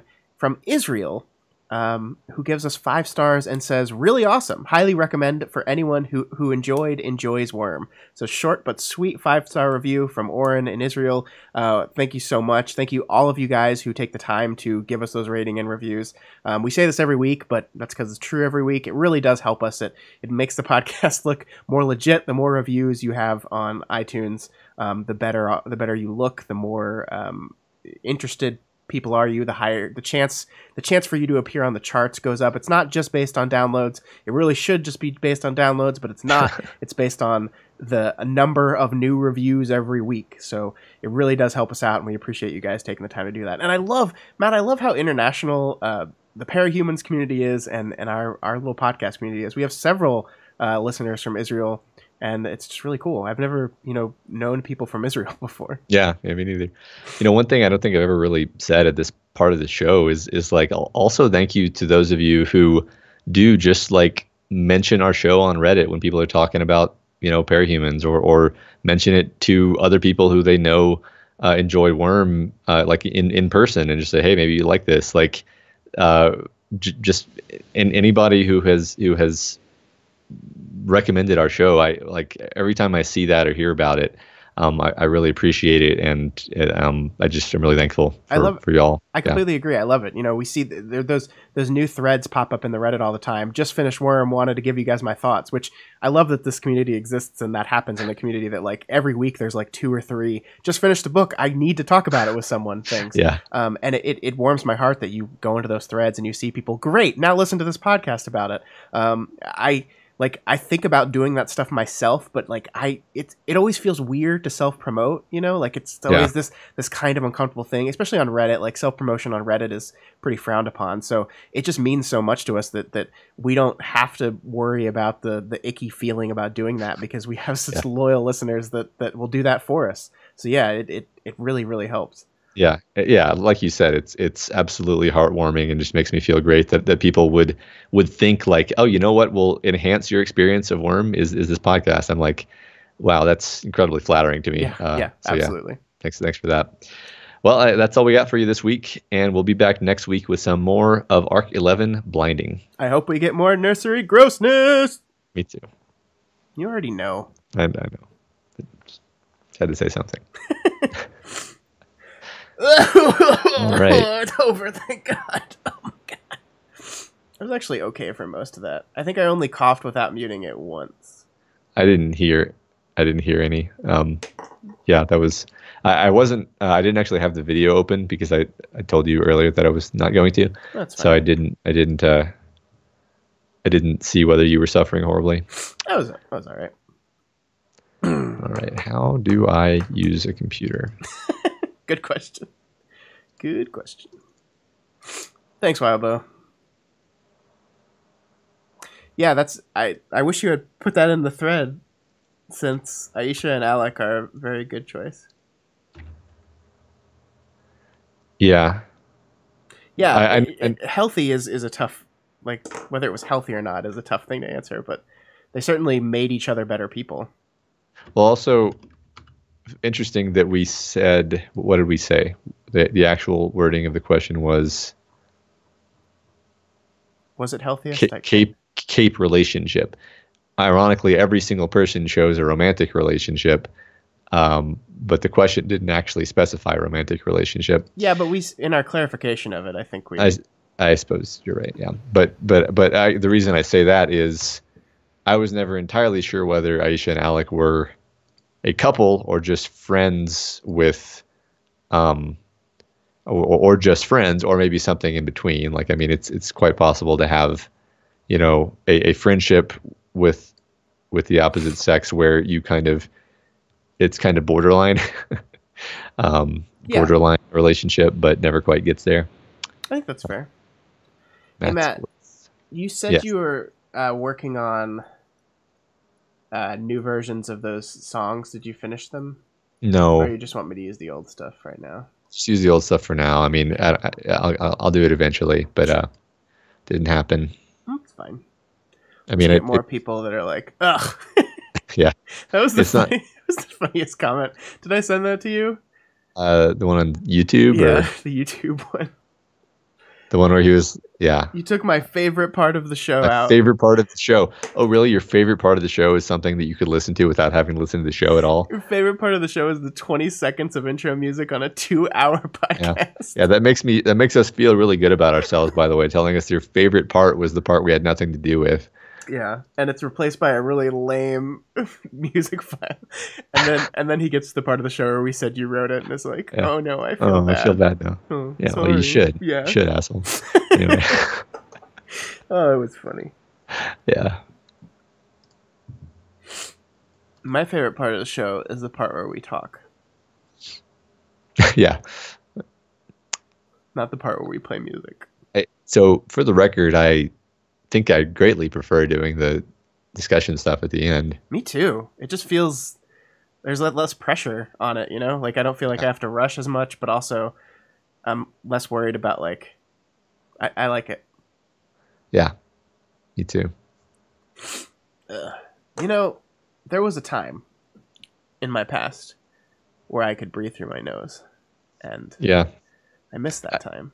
I really do think you have like some version of the virus that I had, because the inability to breathe through the nose for 5 days. Yeah. I was just like, is this hell? Was I struck by a car crossing the street and have blocked out the memory, and this is hell? Trevor says they actually listen to the show on mute, so that's impressive. It's very impressive. Yeah. Do you enjoy it? I listened to the show on 400x. There's only one time in our entire podcasting career where someone like insulted us for talking too slow. Yeah. And I don't think we do at all. Like, in fact, sometimes I'm worried that we talk too fast. And yeah, I sometimes I do, and I start slurring and clipping words and stuff. Slurring more than usual. Yeah. J Maniac points out that it was love and emotional connection that Alec and Aisha needed, regardless of whether it was romantic or not. I think that's very true. Yeah. Yeah, sure. I mean, that's the thing is since if you're going to allow certainly if you're going to allow non-romantic relationships to be considered, then theirs would be a good one to consider for that purpose.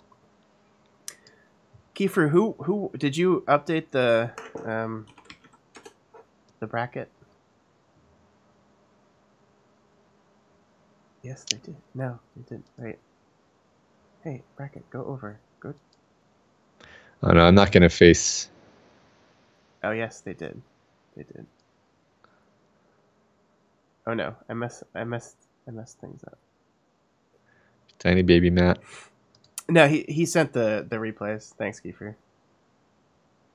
Now the part of the show where you tell me what people are saying while I play StarCraft. Okay, while editing. I'm guessing you uploaded your stuff. I believe so. You know what I'm looking forward to, Matt? A normal week schedule. I feel like this month has just been like between you sick, me sick, and then Elise has had some stuff going on that's delayed our show. It's just like, I don't know why this month hates us all.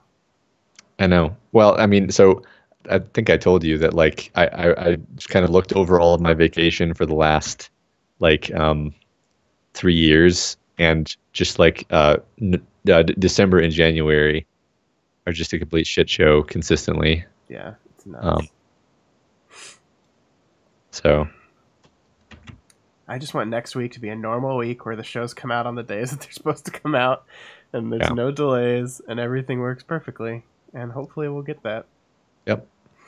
This sickness is on its way out, thankfully. I'm so glad I mean, I think I would have been able to do it yesterday, but it would have been like really low energy because I took my temperature at 10:30 last night, and I hadn't had a fever at all throughout the sickness, but I had a little bit of a fever last night, and it broke, but it would have just been a miserable show. Yeah.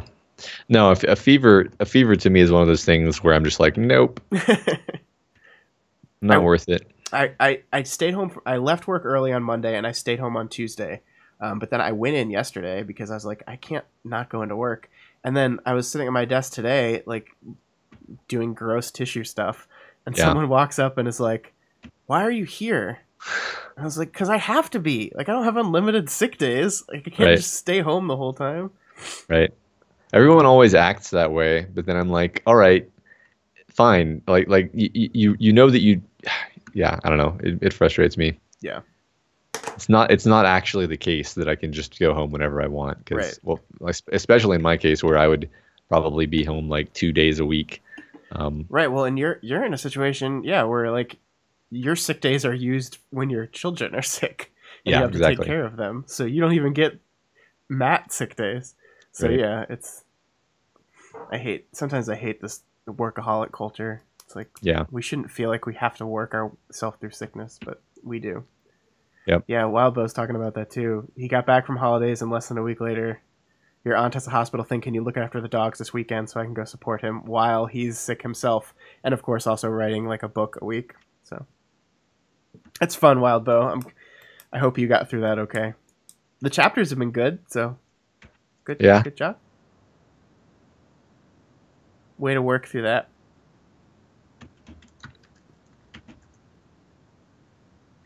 The frustrating thing for me is I get this sick so rarely. and it's happened twice this year. Well, I guess it's a new year, so it technically doesn't count. It was last July, and it was... So yeah, new year, doesn't count. Both times I was around children first, though. I was around your kids when I get sick in July. And then that was a coincidence. I spend one day at my friend Sammy's house watching football, and then I get sick. Complete coincidence. My children are angels. I mean, the behavior of your kids have nothing to do with the germs that they carry. They would never get sick. I actually don't think Sammy's kids got me sick because it was too it would have had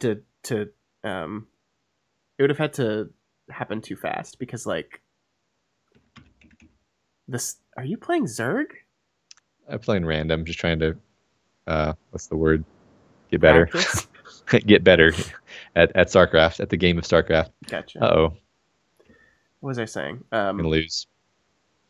I got back from Sammy's house on Sunday night, and I already was starting to feel bad. So if his kids got me sick, it would be like one of those instant sicknesses. So I can't actually blame him. Yeah. So I remember, and then I stayed up really late on Sunday playing Obra Dinn because I was having so much fun with that game. And that probably, in retrospect, that probably wasn't smart. Yes. But I didn't feel that bad at that point, so I was just like, it's fine. Now I have to mute you. Well.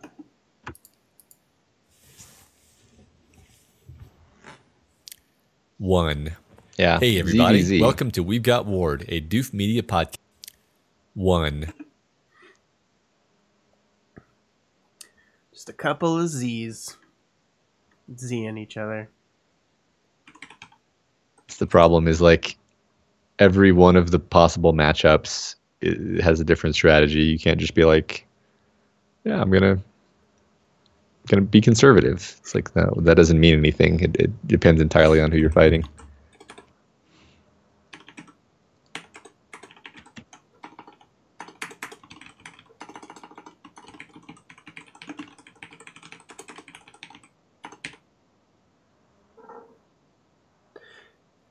I'm going to start Pact soon, I think. I'm almost done with Pet Sematary. So it's funny because I'm just loving the shit out of Pact. And I mean, I say it's funny because everyone, it just seems like the sentiment on the subreddit is yeah, it's all right. I'm like, fuck you. It's great. I'm angry that I didn't read it until now. Anyway. Hey everybody, welcome to We've Got Ward, a Doof Media podcast series where we expertly dissect and discuss Ward, Wildbow's return to the world of parahumans. My name is Matt Freeman, and this is my adorable refrigerator tongue fetus, Scott Daly. This is the weekly podcast where Matt and I eagerly dive into Wildbow's world of face-hugging fetusi. Oh, man.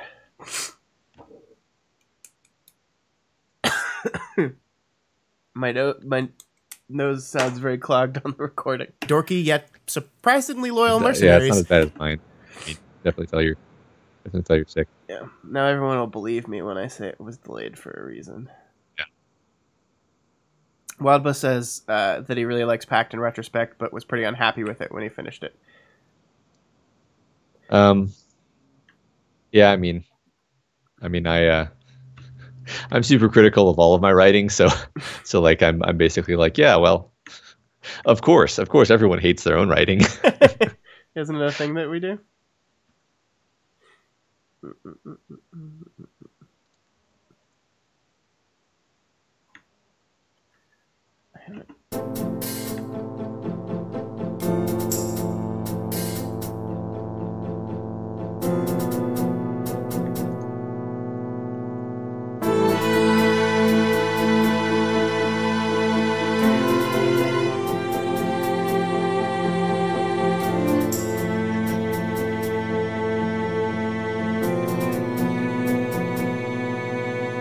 Hey everybody, welcome to We've Got Ward, a Doof Media podcast series where we expertly dissect and discuss Ward, Wildbow's return to the world. Hey everybody, welcome to We've Got Ward, a Doof Media podcast series where we expertly dissect, discuss Ward. Hey everybody, welcome to We've Got Ward, a Doof Media podcast series where we expertly dissect and discuss Ward.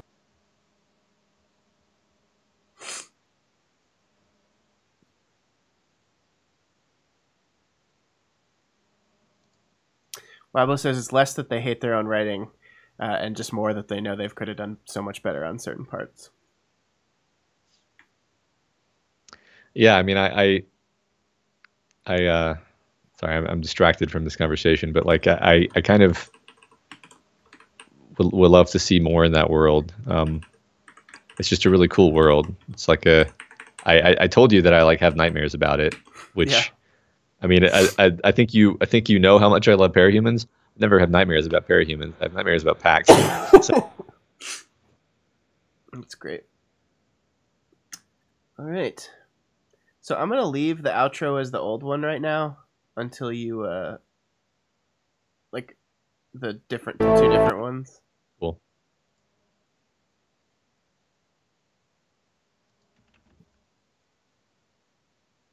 Ooh. Wildbow just did a first session of a packed roleplay. We're awesome. wrapping it up as the podcast started. Oh. So your guy wants to know how far into packed you are. Midway through the Checkered Scarf. The what? The password, Scott. Oh God, that's so many. Just say the ARC number. I don't remember. Yeah, I think you also broke up just as you were talking. Checkered Scarf is what I said. Checkered Scarf. That means nothing to me. Good. ARC 9.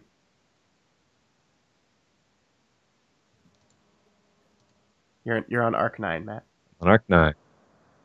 ARC 9. That's what I said. Did you? Hey everybody. I don't remember. I don't know why I include a timestamp for intro, but I'm doing it.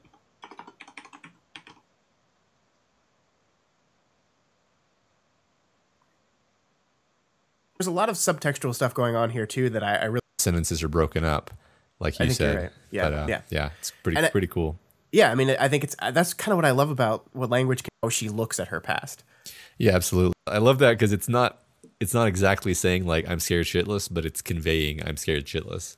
Sierra has some fan art to share with you once you pass ARC 9. Right. Okay. I really love it. Like I love the ambiance of starting the chapter off with this creep action. Yeah, no, I agree with that. It's not that there's not a lot going on the character level. It's more like that is backgrounded. Yeah. But we're going to talk about it anyway because that's kind of the point. Yeah, so let's get on into it. As everyone probably recalls, we decided that we are going to keep doing the discussion questions section, but we're going to move it to the end of the podcast. So right now we're just going straight into chapter 11.6. Yeah. And this chapter begins with Victoria, but we're going to move it to the end of the podcast. So right now we're just going straight into chapter 11.6. Yeah. I don't know what I'm just going to take that out. I made this noise. Chapter 11.6. After you said chapter 11.6, I was just like, yeah. Yeah. I don't know why I did that. Should I leave that in? Yeah.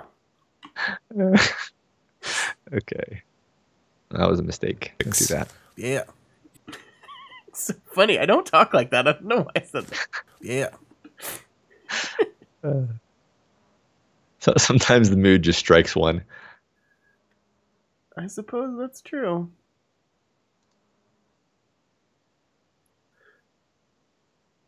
Yeah. Up the volume on the yeah. I can. Lower the pitch and up the volume. I don't know. Yeah.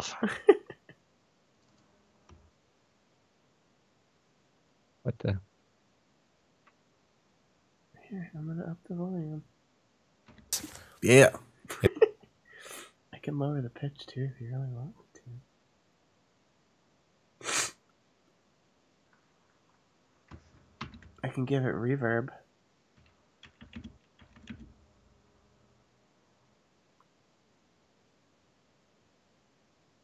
I don't actually want to do this.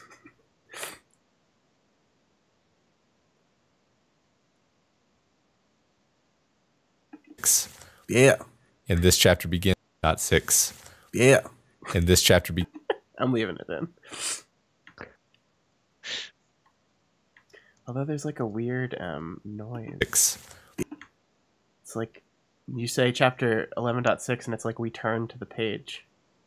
I'm pretty sure we didn't do that. Let's see whose fault it is. See if it's your fault or my fault.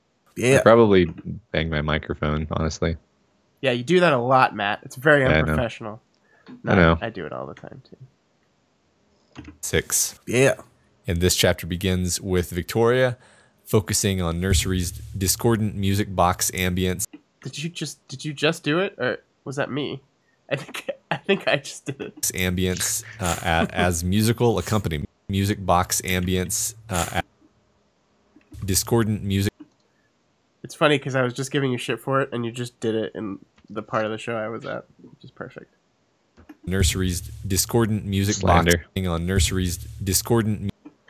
And I can't get rid of it because it was in the middle of you talking. I can cut out the bit of silence where it's reverbing in between pauses. Nursery's discordant music box. But that makes it feel focusing on Nursery's discordant. Never happened. Makes it sound like Movie Bob. I do that. I know what you mean. I know he's editing out the breaths and the pauses, but it just drives me crazy. So it's not necessary. It doesn't make work. It sound better. It makes it sound artificial. Yeah. Especially when the cuts are so abrupt. Yeah. You've been making videos for years. Be better at editing.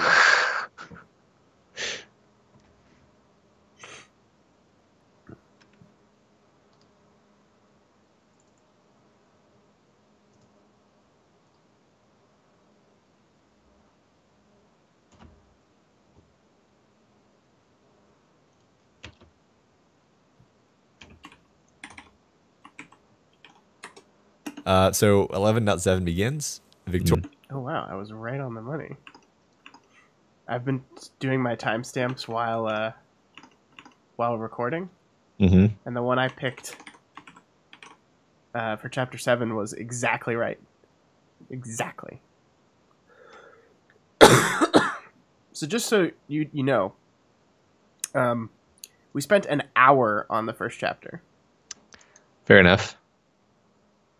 Started at 3:55 and ended at 1 hour exactly.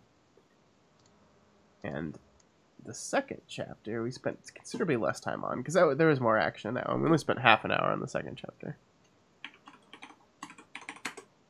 Weird, Matt. I look at our time. It's super weird. Well, I look at our time and I'm like, oh, we're only an hour and a half into the podcast. I don't take any responsibility wait a minute. for this. All right. So now, or for anything in general. Oh, there's my cough. I can get rid of that. Get out of here, cough. Never happened. Mm-hmm. Yeah, makes sense. On brand for Rain. So yeah, makes sense. I'm gonna get rid of that little sniffle too. I love having ultimate power. Don't you wish you could just edit your daily conversations? It's like how I was on the first Weaver Dice episodes, where I would like cut out like literally just like pauses for thinking. Yeah. And then now I'm like, that's not necessary. It's not so. Yeah, makes sense. All right. So now you're so like you built up the switch to the community spotlight section so much.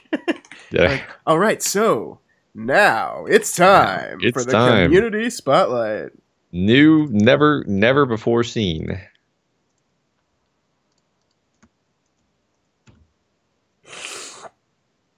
Shit.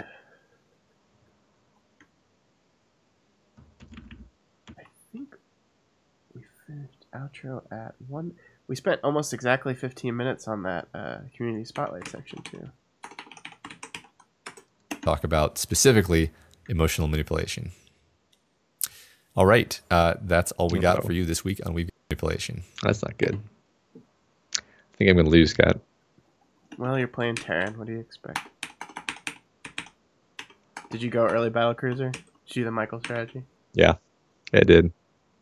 So do you know who you're playing in the losers final, Matt? Have you checked the... No, I haven't checked. I'm keeping suspense. Do you want me to tell you? Sure. Okay. You're playing Nuke Noodles. Okay. And he just upped his donation, so I think you know what you have to do. Crush him! Crush him, yeah. Make him regret that. Feeling about doing that because we have such loyal listeners that will do that for us. So yeah, it really, really helps. Well, that's all we got for you this week, and we'll be back next week with some more of Arc 11 Blinding. I hope we get more nursery grossness! Me too. You already know. I had to say something.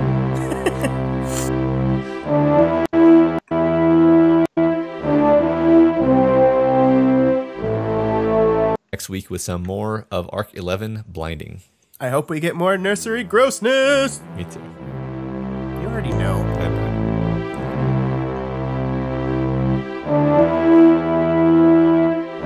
Got for you this week, and we'll be back next week with some more of Arc 11 Blinding.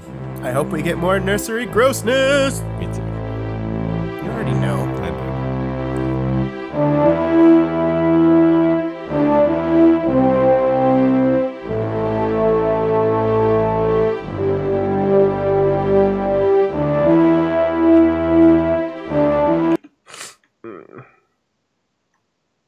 Multi-track, mix down, entire session. Yay, I'm on that part of the editing process.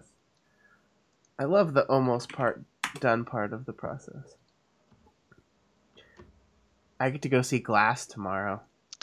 Yeah, I know you're excited about that. I'm very excited. It's going to be a very silly movie that I'm probably going to love despite most people hating it. I hope that's the case. Kind of like The Happening.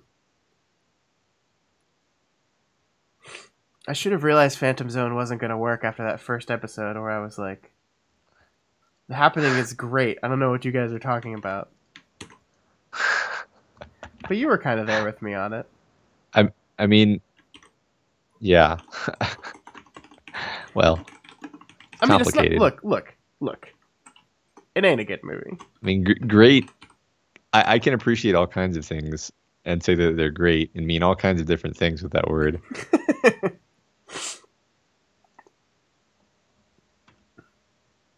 The thing I have to think about, well, I haven't seen Glass, so I really can't like definitively conclude on it yet, but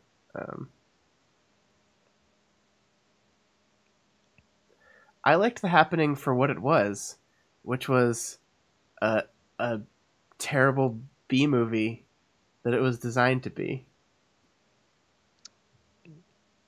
Yeah. Like, I'm sorry. You don't cast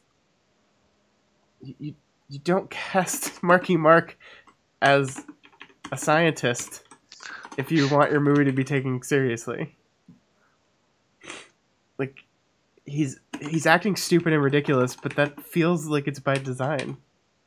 Right. I really actually want our next deconstructing directors thing to be Shyamalan, because I think there's a lot to say.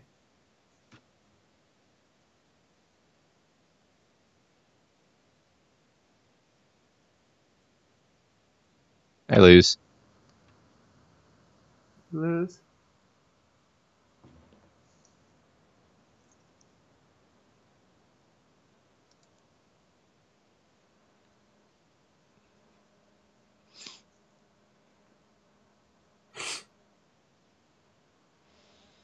I think the thing I love about M. Night Shyamalan is even when his movies don't really work, like Lady in the Water, you can tell he's trying something. And it annoys me when people like dismiss him as like pretentious or like self-absorbed. Yeah, I liked a lot about Lady in the Water. I liked a lot about The Village. Like I'm able to appreciate what he's going for usually. I think I like The Village a lot more than most people. I really like The Village.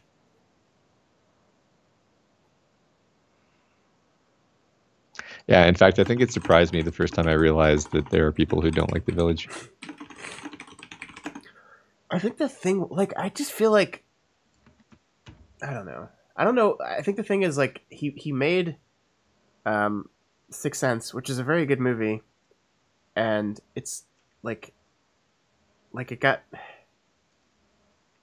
it established like a thing that people thought his movies were supposed to be.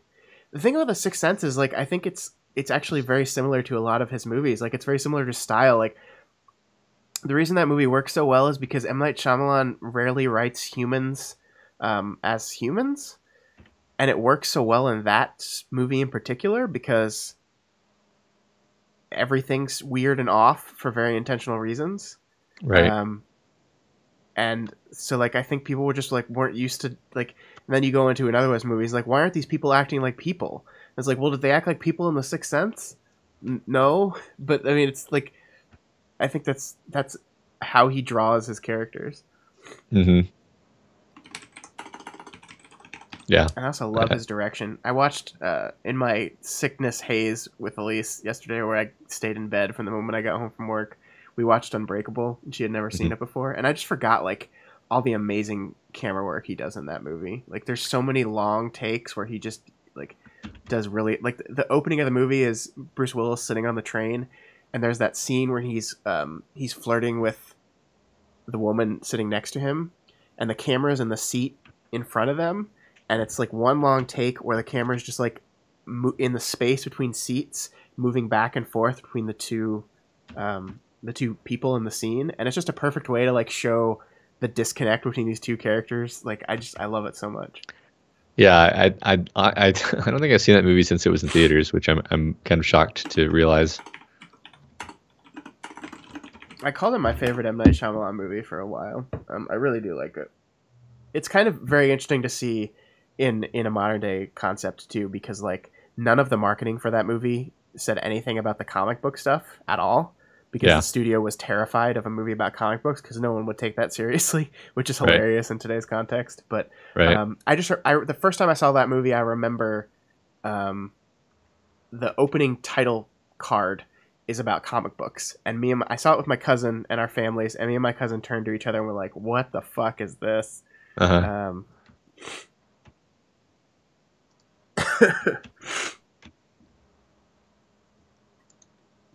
Yeah, I mean, I know it misrepresented dissociative identity disorder, sure, but I mean, I don't think the movie's goal is to depict an accurate representation of dissociative identity disorder. It's using a fractured personality as a metaphor for how trauma can destroy you.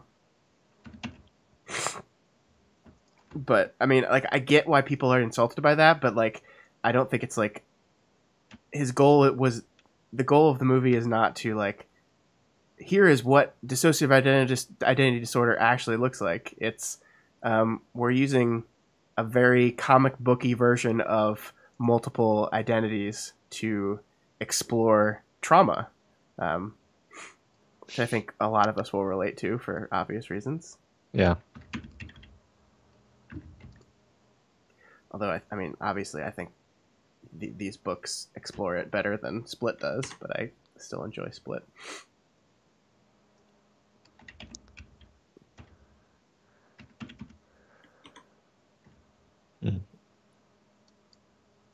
Timestamp. Timing mistake.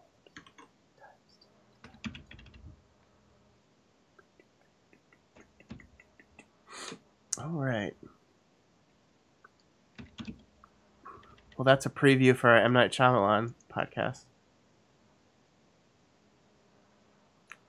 And I'll have to watch The Last Airbender, because that's the only Shyamalan film I haven't seen, because it would be devastating to my case. Right, yeah. Why risk it, Scott?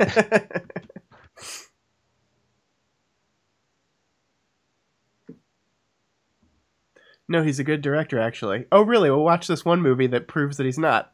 No. I will not.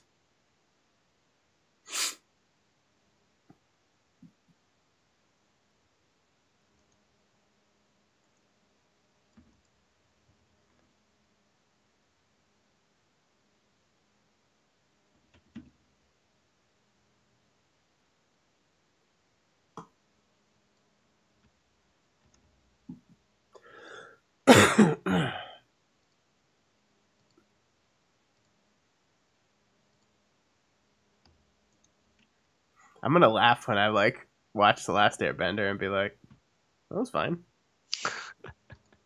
So many people are gonna be mad at me. I have to watch the anime series first. Sorry, animated. It's not anime. I don't want to start that fight. Jesus. I mean, I can believe that it's bad, but like a director is allowed to make a bad movie. Sure. Like, I don't. Yeah. That's the thing. I don't like. I feel like Shyamalan was kind of screwed by the hype around him. Yeah. That like isn't like I've gotten in this argument with Elise before about Meryl Streep, where she's like Meryl Streep is overrated, and like. And I was like, well, it's not her fault. Like, she didn't rate herself. People did that to her. And I think the same thing happened with M. Night Shyamalan. He makes one movie that's, like, really freaking good and blows up like The Sixth Sense. And then he's on that cover of New Week where they're calling him the next Spielberg. And it's like, he didn't do that. Like, he didn't call himself the next Spielberg. I mean, in actuality, he thinks he's a Hitchcock, which could be seen as... But, like, I think you have to have some sort of ego to make movies. You know, like, you have to think you're hot shit. You have to think you have something to say. Yeah. Right. Yeah. I mean, any artist, right, has to think that people might care about what they have to say. Yeah. Well, shit. It's not doing too great today. I'm mad at Folding Ideas because they said not good things about Split. No, I'm not actually mad at them. I was just... They had a very aggressive opinion that I was like, oh, well, okay. Set new release date. Let's do tomorrow, and we're going to do it a little earlier than normal because it's so late. We're going to go 4 a.m. for this one. It's 2 days late.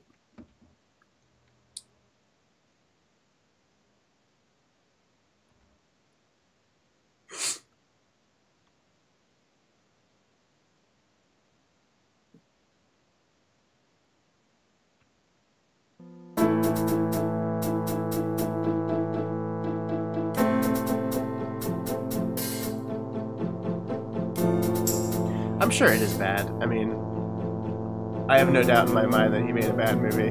Like I don't think Lady in the Water is a good movie either. But I still think I appreciated it in that one for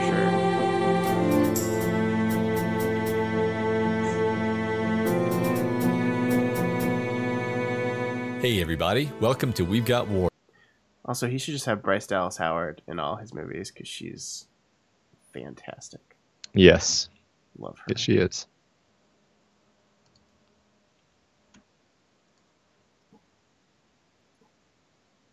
I hope the twist of Glass is that all his universes are actually one. Yeah, me too. And Haley Joel Osment shows up at the end of Glass.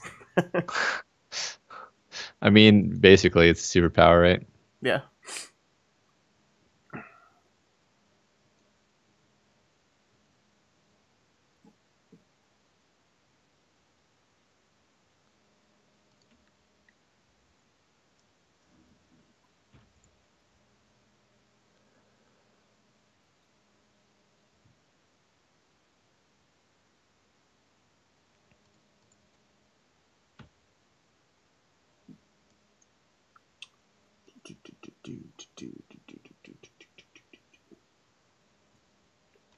Final.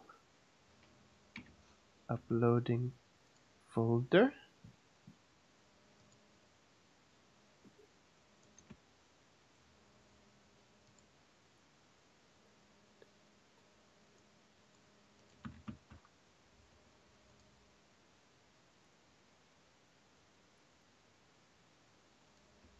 Also, I kind of respect that the dude like has been financing his own movies since The Visit. Yeah. So even though Glass might end up being bad, it's going to make a lot of money because it only cost him $20 million, and it's going to make $100 million this weekend. That's clever. So he's going to make a lot of money off the back of this thing, and good for him, even if it's bad. Yeah. Get your money. Yeah, I agree. Because I like him. Yeah, he completely self-financed Split, like all by himself. I don't know why people got a heat, honestly. So I was so bummed I missed it, but he premiered Split at Fantastic Fest. And like he loves Alamo Drafthouse because he premiered Split at Fantastic Fest and like begged everyone not to spoil the twist at the end of it, and nobody did. So he's like really happy with them. But apparently he gave like a 45-minute Q&A where he's just talking about the art of filmmaking, and it was apparently fascinating. And I missed it, and I have never forgiven myself for missing it. And that's why I now pay for the $300 extra superfan badge when I go to that festival, just so I can get into anything that I want, because I was so mad I missed that screening. Yeah, I feel you. And I have a friend who is in the screening and reminds me constantly. That one time that.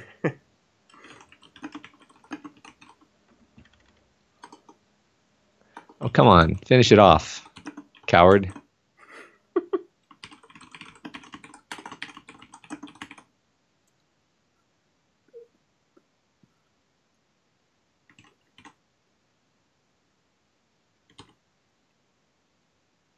What is this skin where everything looks like a cyborg? So weird. It's a skin, Matt. But it's like incorrect. The Zerg should not look like robots.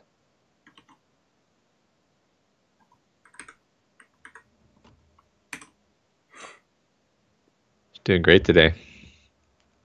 Is that sarcasm? Yes, I've lost every game. That's because you're playing random. Silver? What happened? Silver and random. You get a different ranking in every thing. And I haven't even been given Protoss yet today, so. It's because they know it's what you're good at.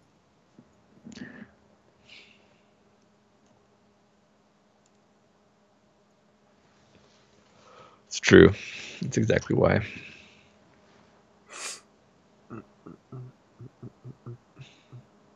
I don't know why I have the James Bond theme stuck in my head. That's random.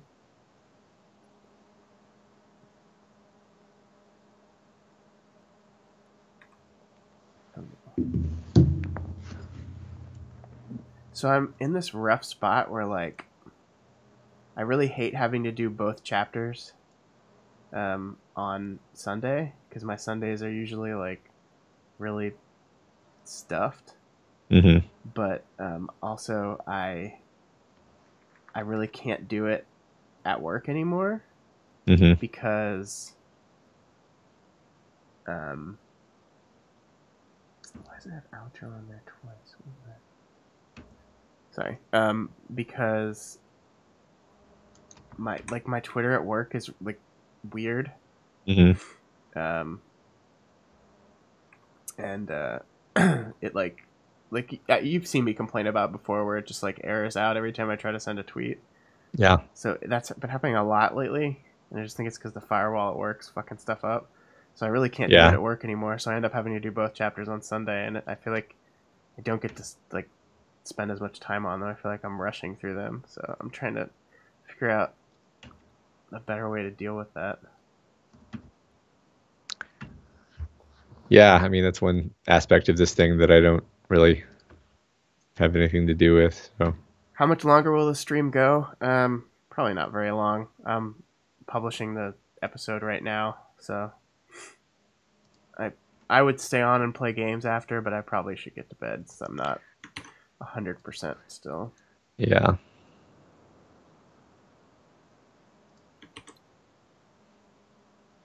I remember back in the halcyon days of We've Got Ward, where I would literally spend the entirety of the Wednesday or the Thursday of the week, I would start at noon, and I would read a whole arc, so I would finish by like 5 o'clock.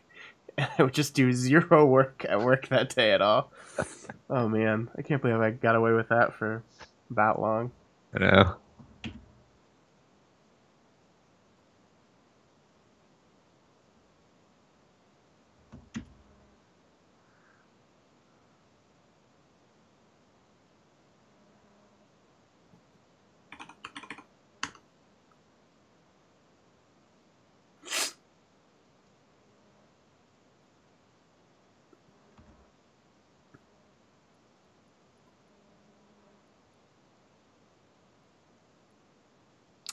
That's rough, Striped Gillette. Yeah, that's busy. 4-day work week plus writing plus studying. Yeah. I feel you.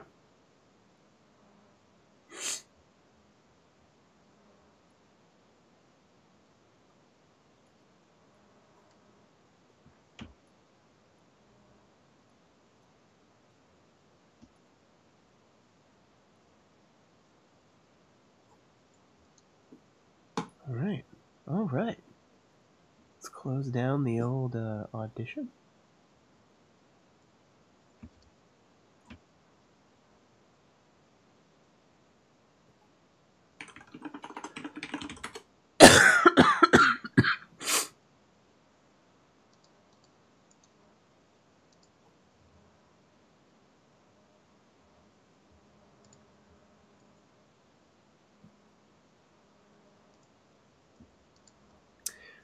I work for a healthcare company. I do IT compliance for them, which basically means I email people and tell them to give me the stuff that they owe me.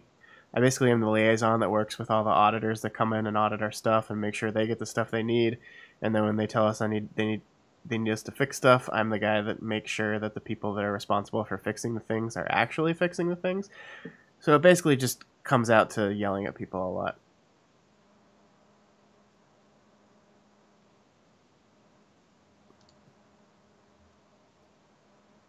It's like, and listening to excuses for why stuff that was supposed to be done isn't done. And then having to tell my boss those excuses and having him saying to me, those aren't good excuses, and me saying, I know, they're not mine. It's my job. It's really fun. And Matt works in engineering, petroleum.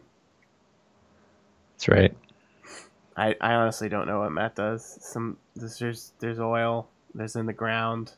He does some calculations. And then it's inside the rocks. And then it's not in the ground anymore. Yeah. I calculate it right out.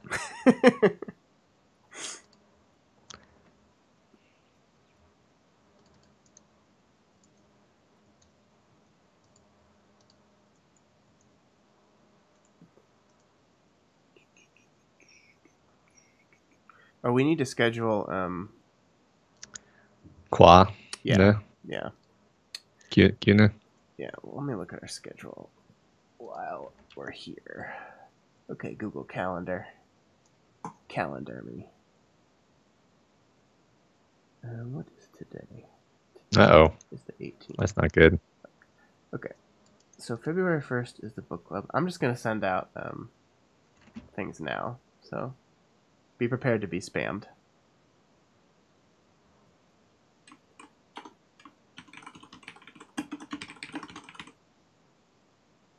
Why is the default on Google Calendar all day?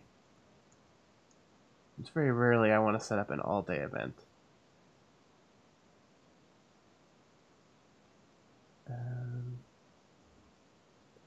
Add guests. Matt Freeman. Thank you. Yeah, especially at my company. Like, I like my job because it's flexible. I set my own hours. My boss is the CIO, so he's very busy. So, like, I meet with him once a month, and he just makes sure that I'm doing the job that I'm supposed to be doing, which I am. And so I'm kind of my own boss. So I like that about it a lot. But it's also a place where just nothing ever gets done. Like, that's just like the culture of the place is that it takes 2 years to do something that should take 2 months. And not much you can do about that. Back when I first started, I really tried to change that. And then eventually, just like everyone else that works there, you just give up.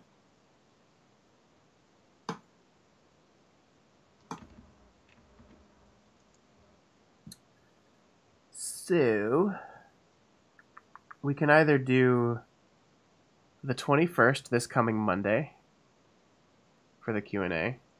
Just kind of a fast turnaround. We could do the 28th.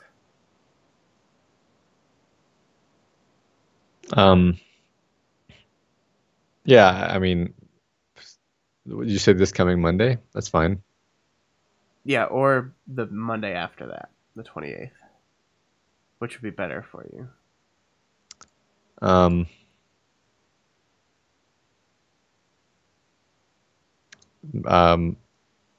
Either, really, I think. I think I'm going to say the 28th because we haven't told anyone yet, so I want to give people more Yeah. time. Yeah, let's do the 28th. Okay. I really the only thing I care about is my What's Wrong thing. So. Yeah, and that's first of the month, right? Right. Okay, 28. Create. Qua.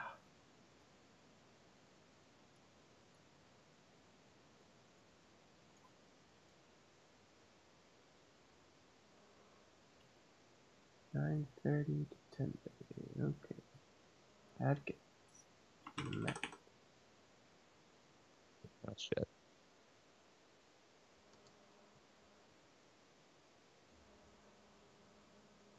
When you had this thing, did you have to sneeze? And then it wouldn't come? Because that's what I'm having. I don't know about that specific aspect. I mean, I basically just was blowing my nose like literally every 5 minutes for like all day. Like, yep. It was ridiculous. I stole someone's tissues at work. Sorry, RC. They had their initials on the tissue box, and I didn't notice that till after I stole them, and I felt a little bad about it, but not enough to return the tissues. Yeah, this is one of those situations where it's like it's better for everyone if I have tissues, I think. Yeah.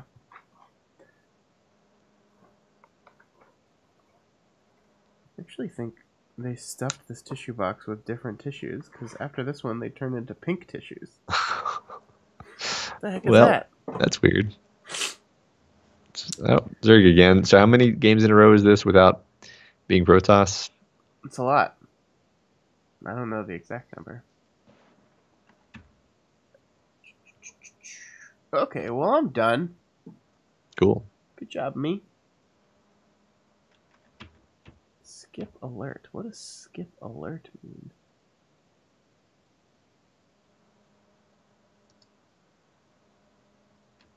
Oh, hey, we get cheerers now on Twitch, Matt. Cool. Because we're affiliates now. Excited. Oops, what did I do?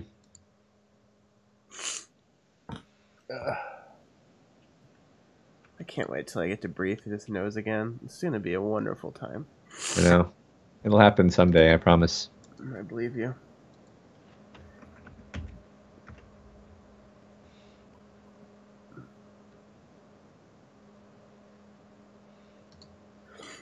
Yeah, Wildbo says, I wonder if the game's algorithm tries to balance it out and throw you less played factions when you're at random. Yeah, I don't know. I have no idea. Is Protoss the most played? I feel like Terran's the most played. I just feel like everyone I fight is Terran, always, forever. But I don't know if it's true or not. Or just like a perception anomaly. Could be.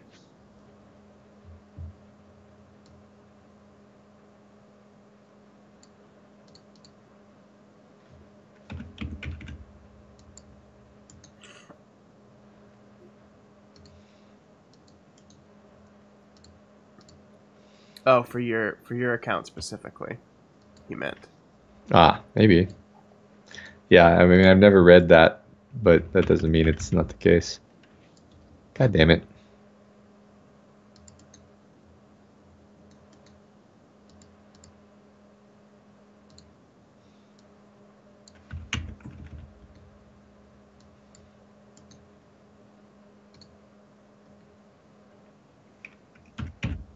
Well, I'm gonna die now. Why? Because he's proxying me and I've messed up my overlord, so I don't have enough supply to attack him.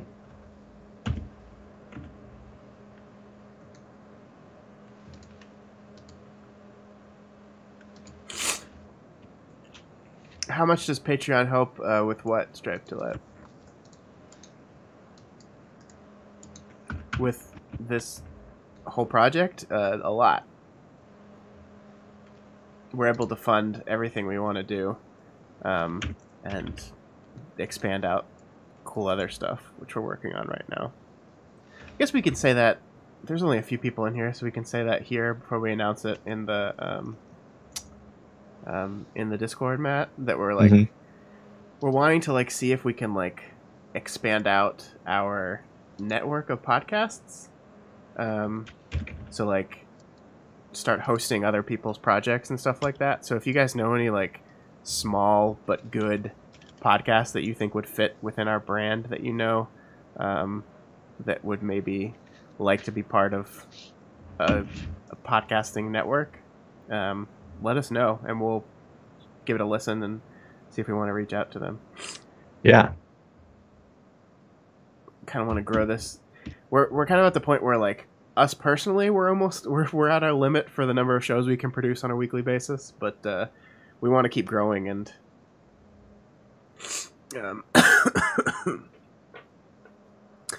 and to do that, we basically need to have other humans. Yep.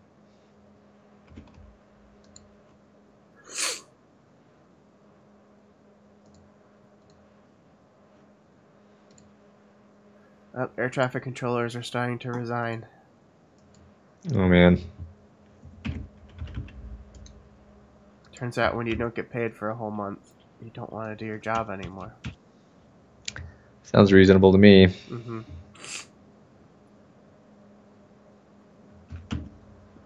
Yeah, or reasonable facsimiles of humans. Yes, exactly. Does anyone have a podcasting robot?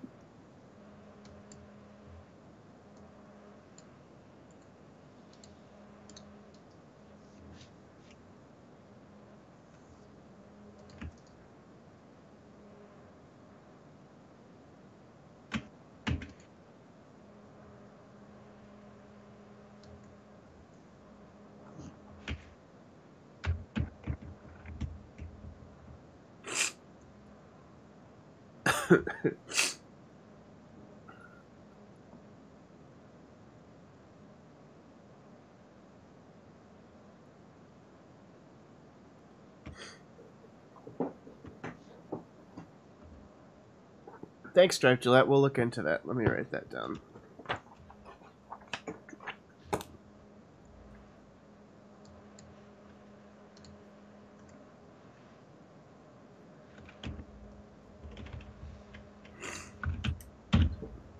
I really need to accomplish my goal of becoming a billion-dollar media conglomerate by the time I'm 30. Yeah, me too, Scott. Especially since I missed that 3 years ago. Yeah. Yeah, I mean, 33 is the new 30. That's true. That's what they say. Yeah. When they don't want to be over 30. Yeah, I mean, it is true that we'll never be 30 under 30 media luminaries. I know. We fucked that up. Yeah. But, you know, it's probably easy to be 40 under 40 because there's like 10 whole more that they let on. It's true.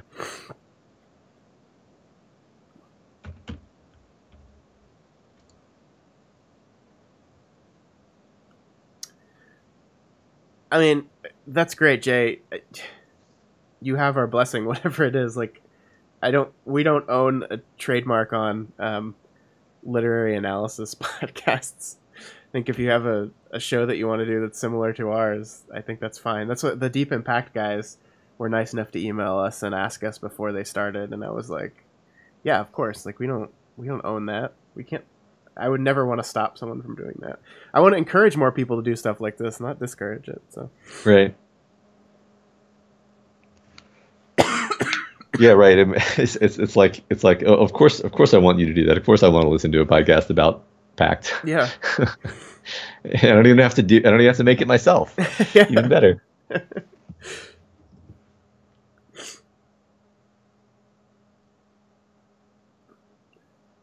Speaking of Pact, the new one just came out. I'm subscribed to this and downloading them all, but I haven't listened to one because I haven't read the book. That's a good idea.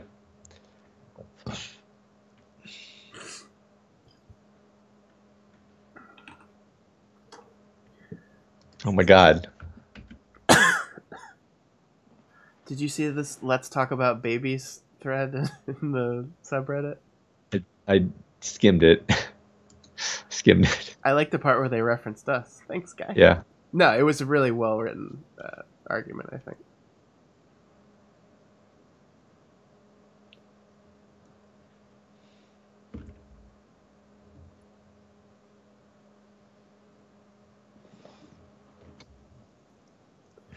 Yeah, that sounds like a cool idea. A monthly album club. I know nothing about music. Yeah, I sure will when I get around to reading it. Sierra Grau. I'd love to post some thoughts about it. I also want to catch up with where the podcast is at and then post thoughts in those threads. Participate on the other side. I've never gotten to do that. Yeah.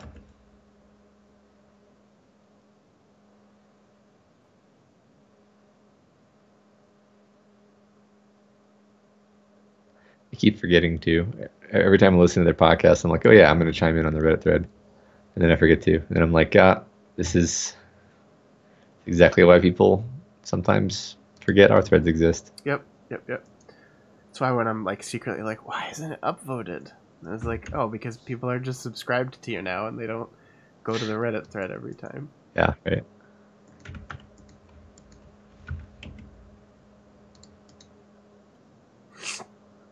All right. What am I doing? Where's my 100 upvotes? Yeah. It's weird things that you latch onto. That doesn't matter at all. I look at the downloads tab and see our download numbers are up from the last week, but if I don't have the same amount of upvotes on Reddit, I'm like, Rrr. Yeah. What did I do wrong? Yeah. It's silly. Yeah. Damn you, human brain. Yeah.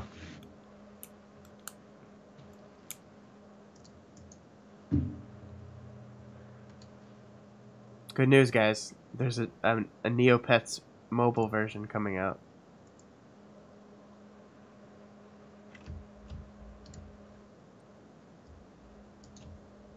Man, Split was an $80 million movie, and Glass is a $20 million movie. Wow.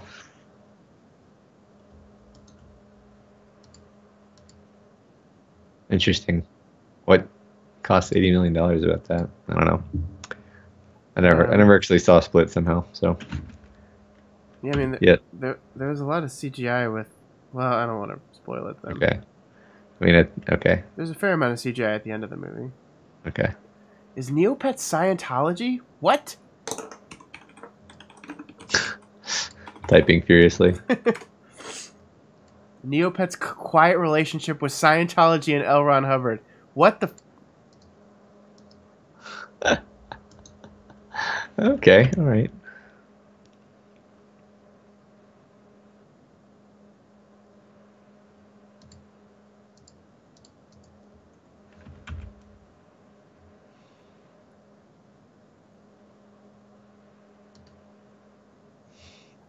Before selling the company to Viacom in 2005, Neopets' then CEO, investor, and Scientologist Judge Doering utilized L. Ron Hubbard's trademark business model, Org Board, while overseeing the company. Okay. According to the church, the Org Board is an updated business technology used by society 80 trillion years ago and updated by Hubbard, and Neopets isn't the only company that openly uses or currently uses Org Board techniques. Sure, why not? They hired this lady who wanted to bring Scientology onto the site. We fought as hard as we could against it, says Adam Powell, Neopets co-creator. I'm so disheartened. Not in my Neopets. Wabla says you're being very casual about this. I just think he doesn't care.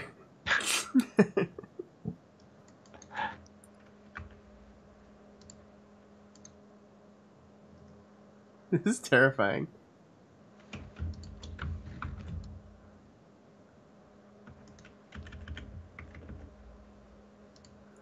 When we realized it was a bit of a shock. Somewhat awkward moment when you realize you started the biggest entertainment site visited by millions of children and teens, but the upper management you just signed to the company over to are part of some weird religion that is banned in some countries.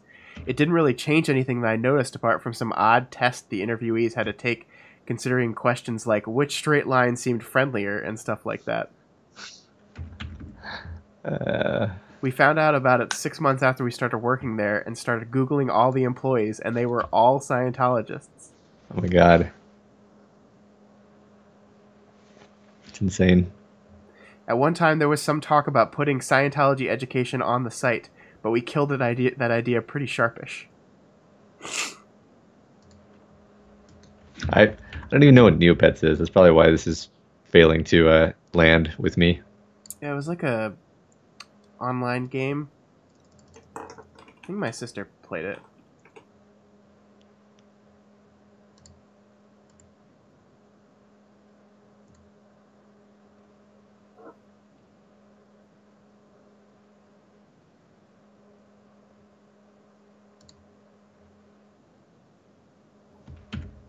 It's just kind of like you take care of your pet, but also you like can visit the world and I think interact with other people, I think.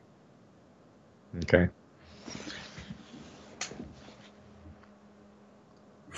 I think I was already aged out of it by the time it got popular, but my little sister liked it. Yeah, I mean, I've definitely heard the name, but yeah, Wildbo says it's a Pokemon lock game with tons of really shitty Flash mini games. Yes, I remember Melissa playing those. Yeah, and it was like the default to play if you were born in 1990 through 2000, which makes sense because I was just aged out of it. But yeah, my sister was born in 91, so one of the worst game economies of all times. You mean Neopoints? I remember those. Matt, that's a lot of SUV or a lot of supply depots. I need to spend the money. Uh-oh. You can tell this is a really good game because neither of us have scouted the other. You have an interesting definition of good. Yeah. Pro. Basically just experimenting.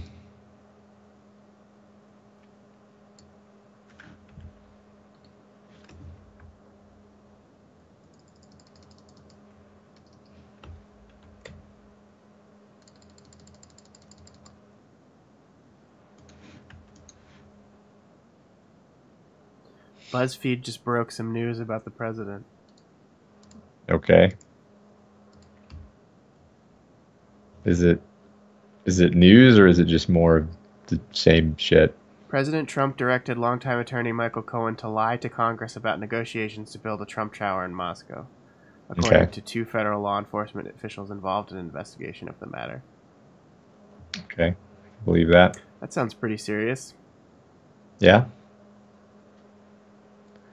I agree. Oh, but it doesn't matter because he didn't actually build the tower, because that's the important part about this thing, not the directing someone to lie to Congress or anything.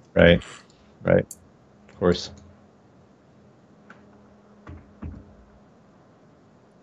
Yeah, and there's like proof of it too. Like, it's not just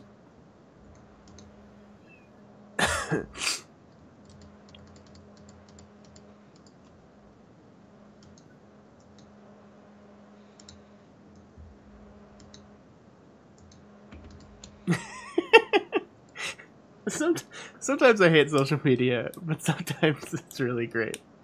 CNN, Trump caught on tape directing everyone in his family to just constantly do crimes. Giuliani, okay, first of all, show me the law that forbids crime. Whoops.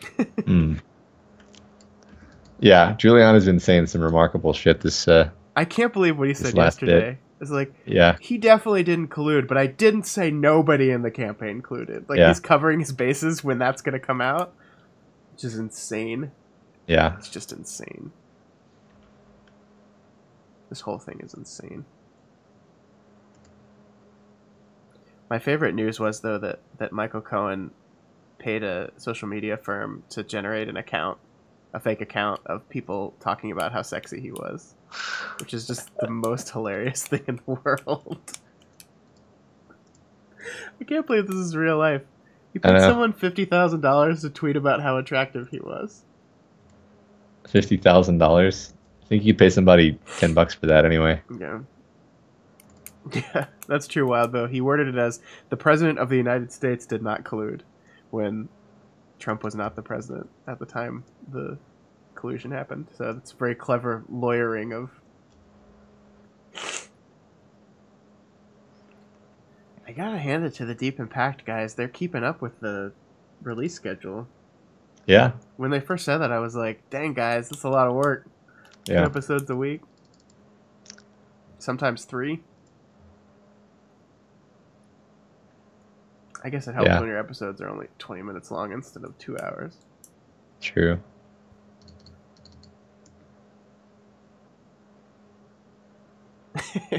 Your brother obviously saw the news.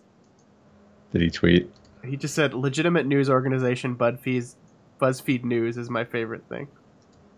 Oh, yeah, right. Your brother doesn't tweet very often, but when he does, they're hilarious. I know. I agree. Hell. Oh.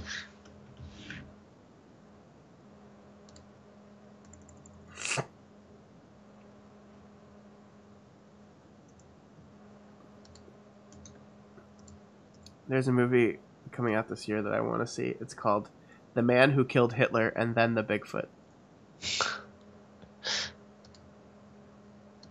I have not even heard of that. Here's the synopsis.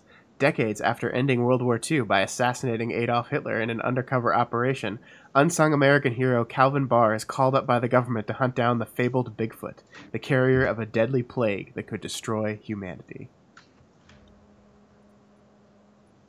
Comes out on VOD February 8th. And it's starring Sam Elliott, which is amazing. Starring? Wow. Not just like... Sam Elliott is in it. No, he's great. He's the man who killed Hitler and then the Bigfoot. And then the Bigfoot. That's wow. My whole world is... Mark your calendars, everyone. February 8th. I'm going to wait for you to lose this game, and then I'm going to shut everything down. Sounds good. Sounds fair. Or win. It's very charitable of you.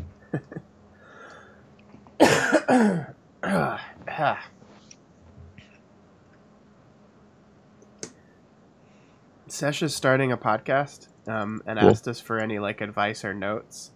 I think I'm going to put together a Google Doc, and I'll send it to you and see if you want to add anything. Sure. I'm not sure exactly how to start it, but... Well, yeah. Do I know what this podcast is yet? I think she said it was about Game of Thrones or something. I don't know. Cool. Because I saw that she tweeted that she's rewatching it for a podcast, so I assume that's what this is. We can't do a Game of Thrones podcast because we just anger everyone. Yeah. I don't like it. Yeah, I like Song of Ice and Fire. Yeah. We could do a Season 1 Game of Thrones podcast. That was good.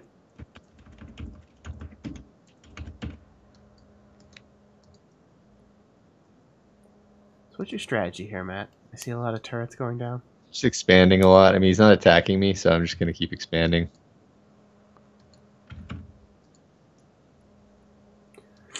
No, we could probably share it with people. I don't think it's going to be very personalized. I'd probably just do general advice. Just trying to think of things I wish people told me when I was starting this out that we had to kind of cover for ourselves. Yeah.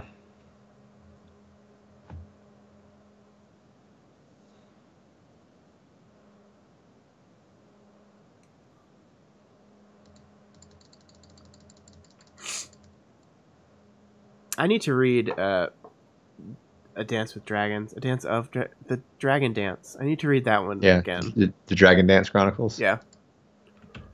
Did you read the new book he wrote this year, or are you going to?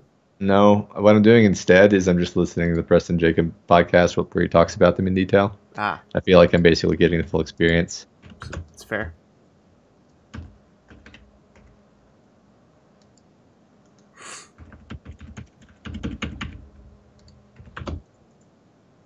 Man, you're so much faster at doing things in this game. Why do you have such a big army? Go fight. Well, now I can't. Can't escape. You locked your Thors behind your bunkers, and now he scanned you, and he knows your Thors are stuck. He did. He sure did. You gotta destroy that bunker, Matt. Yep. Have your army betray you and destroy that bunker. I think I could have actually salvaged it, which would have saved it, but that was more satisfying. Yeah. Remember the tournament game when Falar destroyed his barracks accidentally? What is that? Maybe you weren't there. I think that was against you, actually. Maybe it wasn't. I don't remember. Sounds familiar. What are those things? That's my little Scanimedeus. What? That's a lot of widow mines. All right. Yeah. It's usually somebody went mass widow mines on me one time, and it was pretty devastating. I've always wanted to try it. This isn't really mass. This is just a lot. So we'll see. This isn't really mass. It's just a lot. Okay. Some would say that those two things are the same. See, now they're all gonna die. That's just because he has scan. Well, yeah. He's the Terran. They all have scan. He's cheating.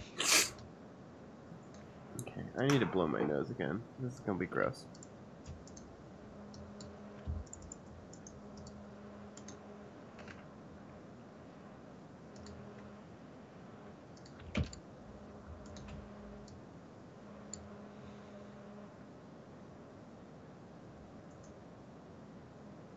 I just popped my ear, and it kind of hurt. Yeah, I know what you mean.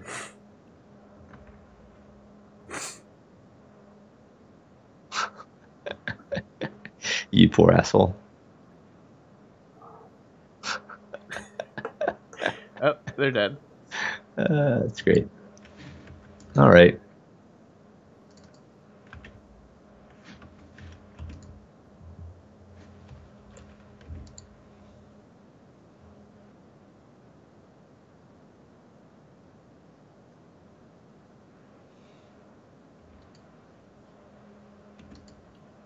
I don't even know if this is an actually good army composition. It's just a full army supply. We'll see what happens. You're gonna win, win, win. Does he have tanks? I don't know. I didn't see any. Back off. Come on. He did not take the bait at all. Come on. Come on.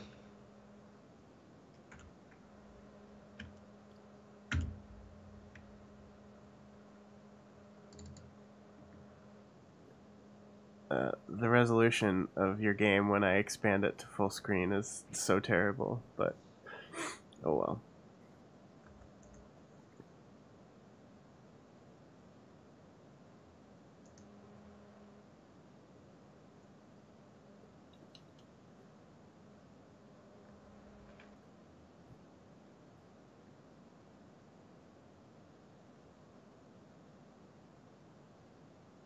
Is there defense there? Why isn't your army pushing forward?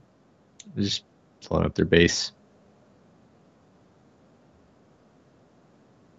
Your Thors aren't doing anything, Matt. Yeah, I don't know what they're doing. Hey assholes. What are you doing?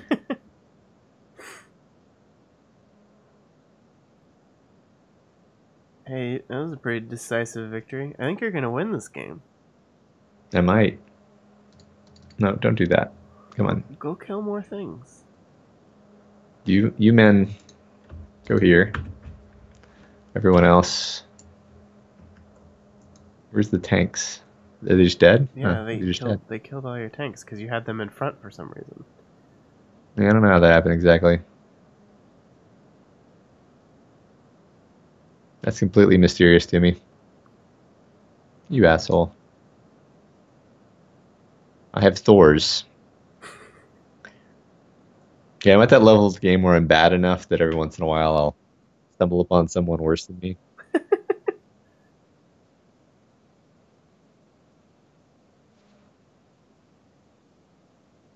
Oh, come on. Oh, come on. Where did you even come from?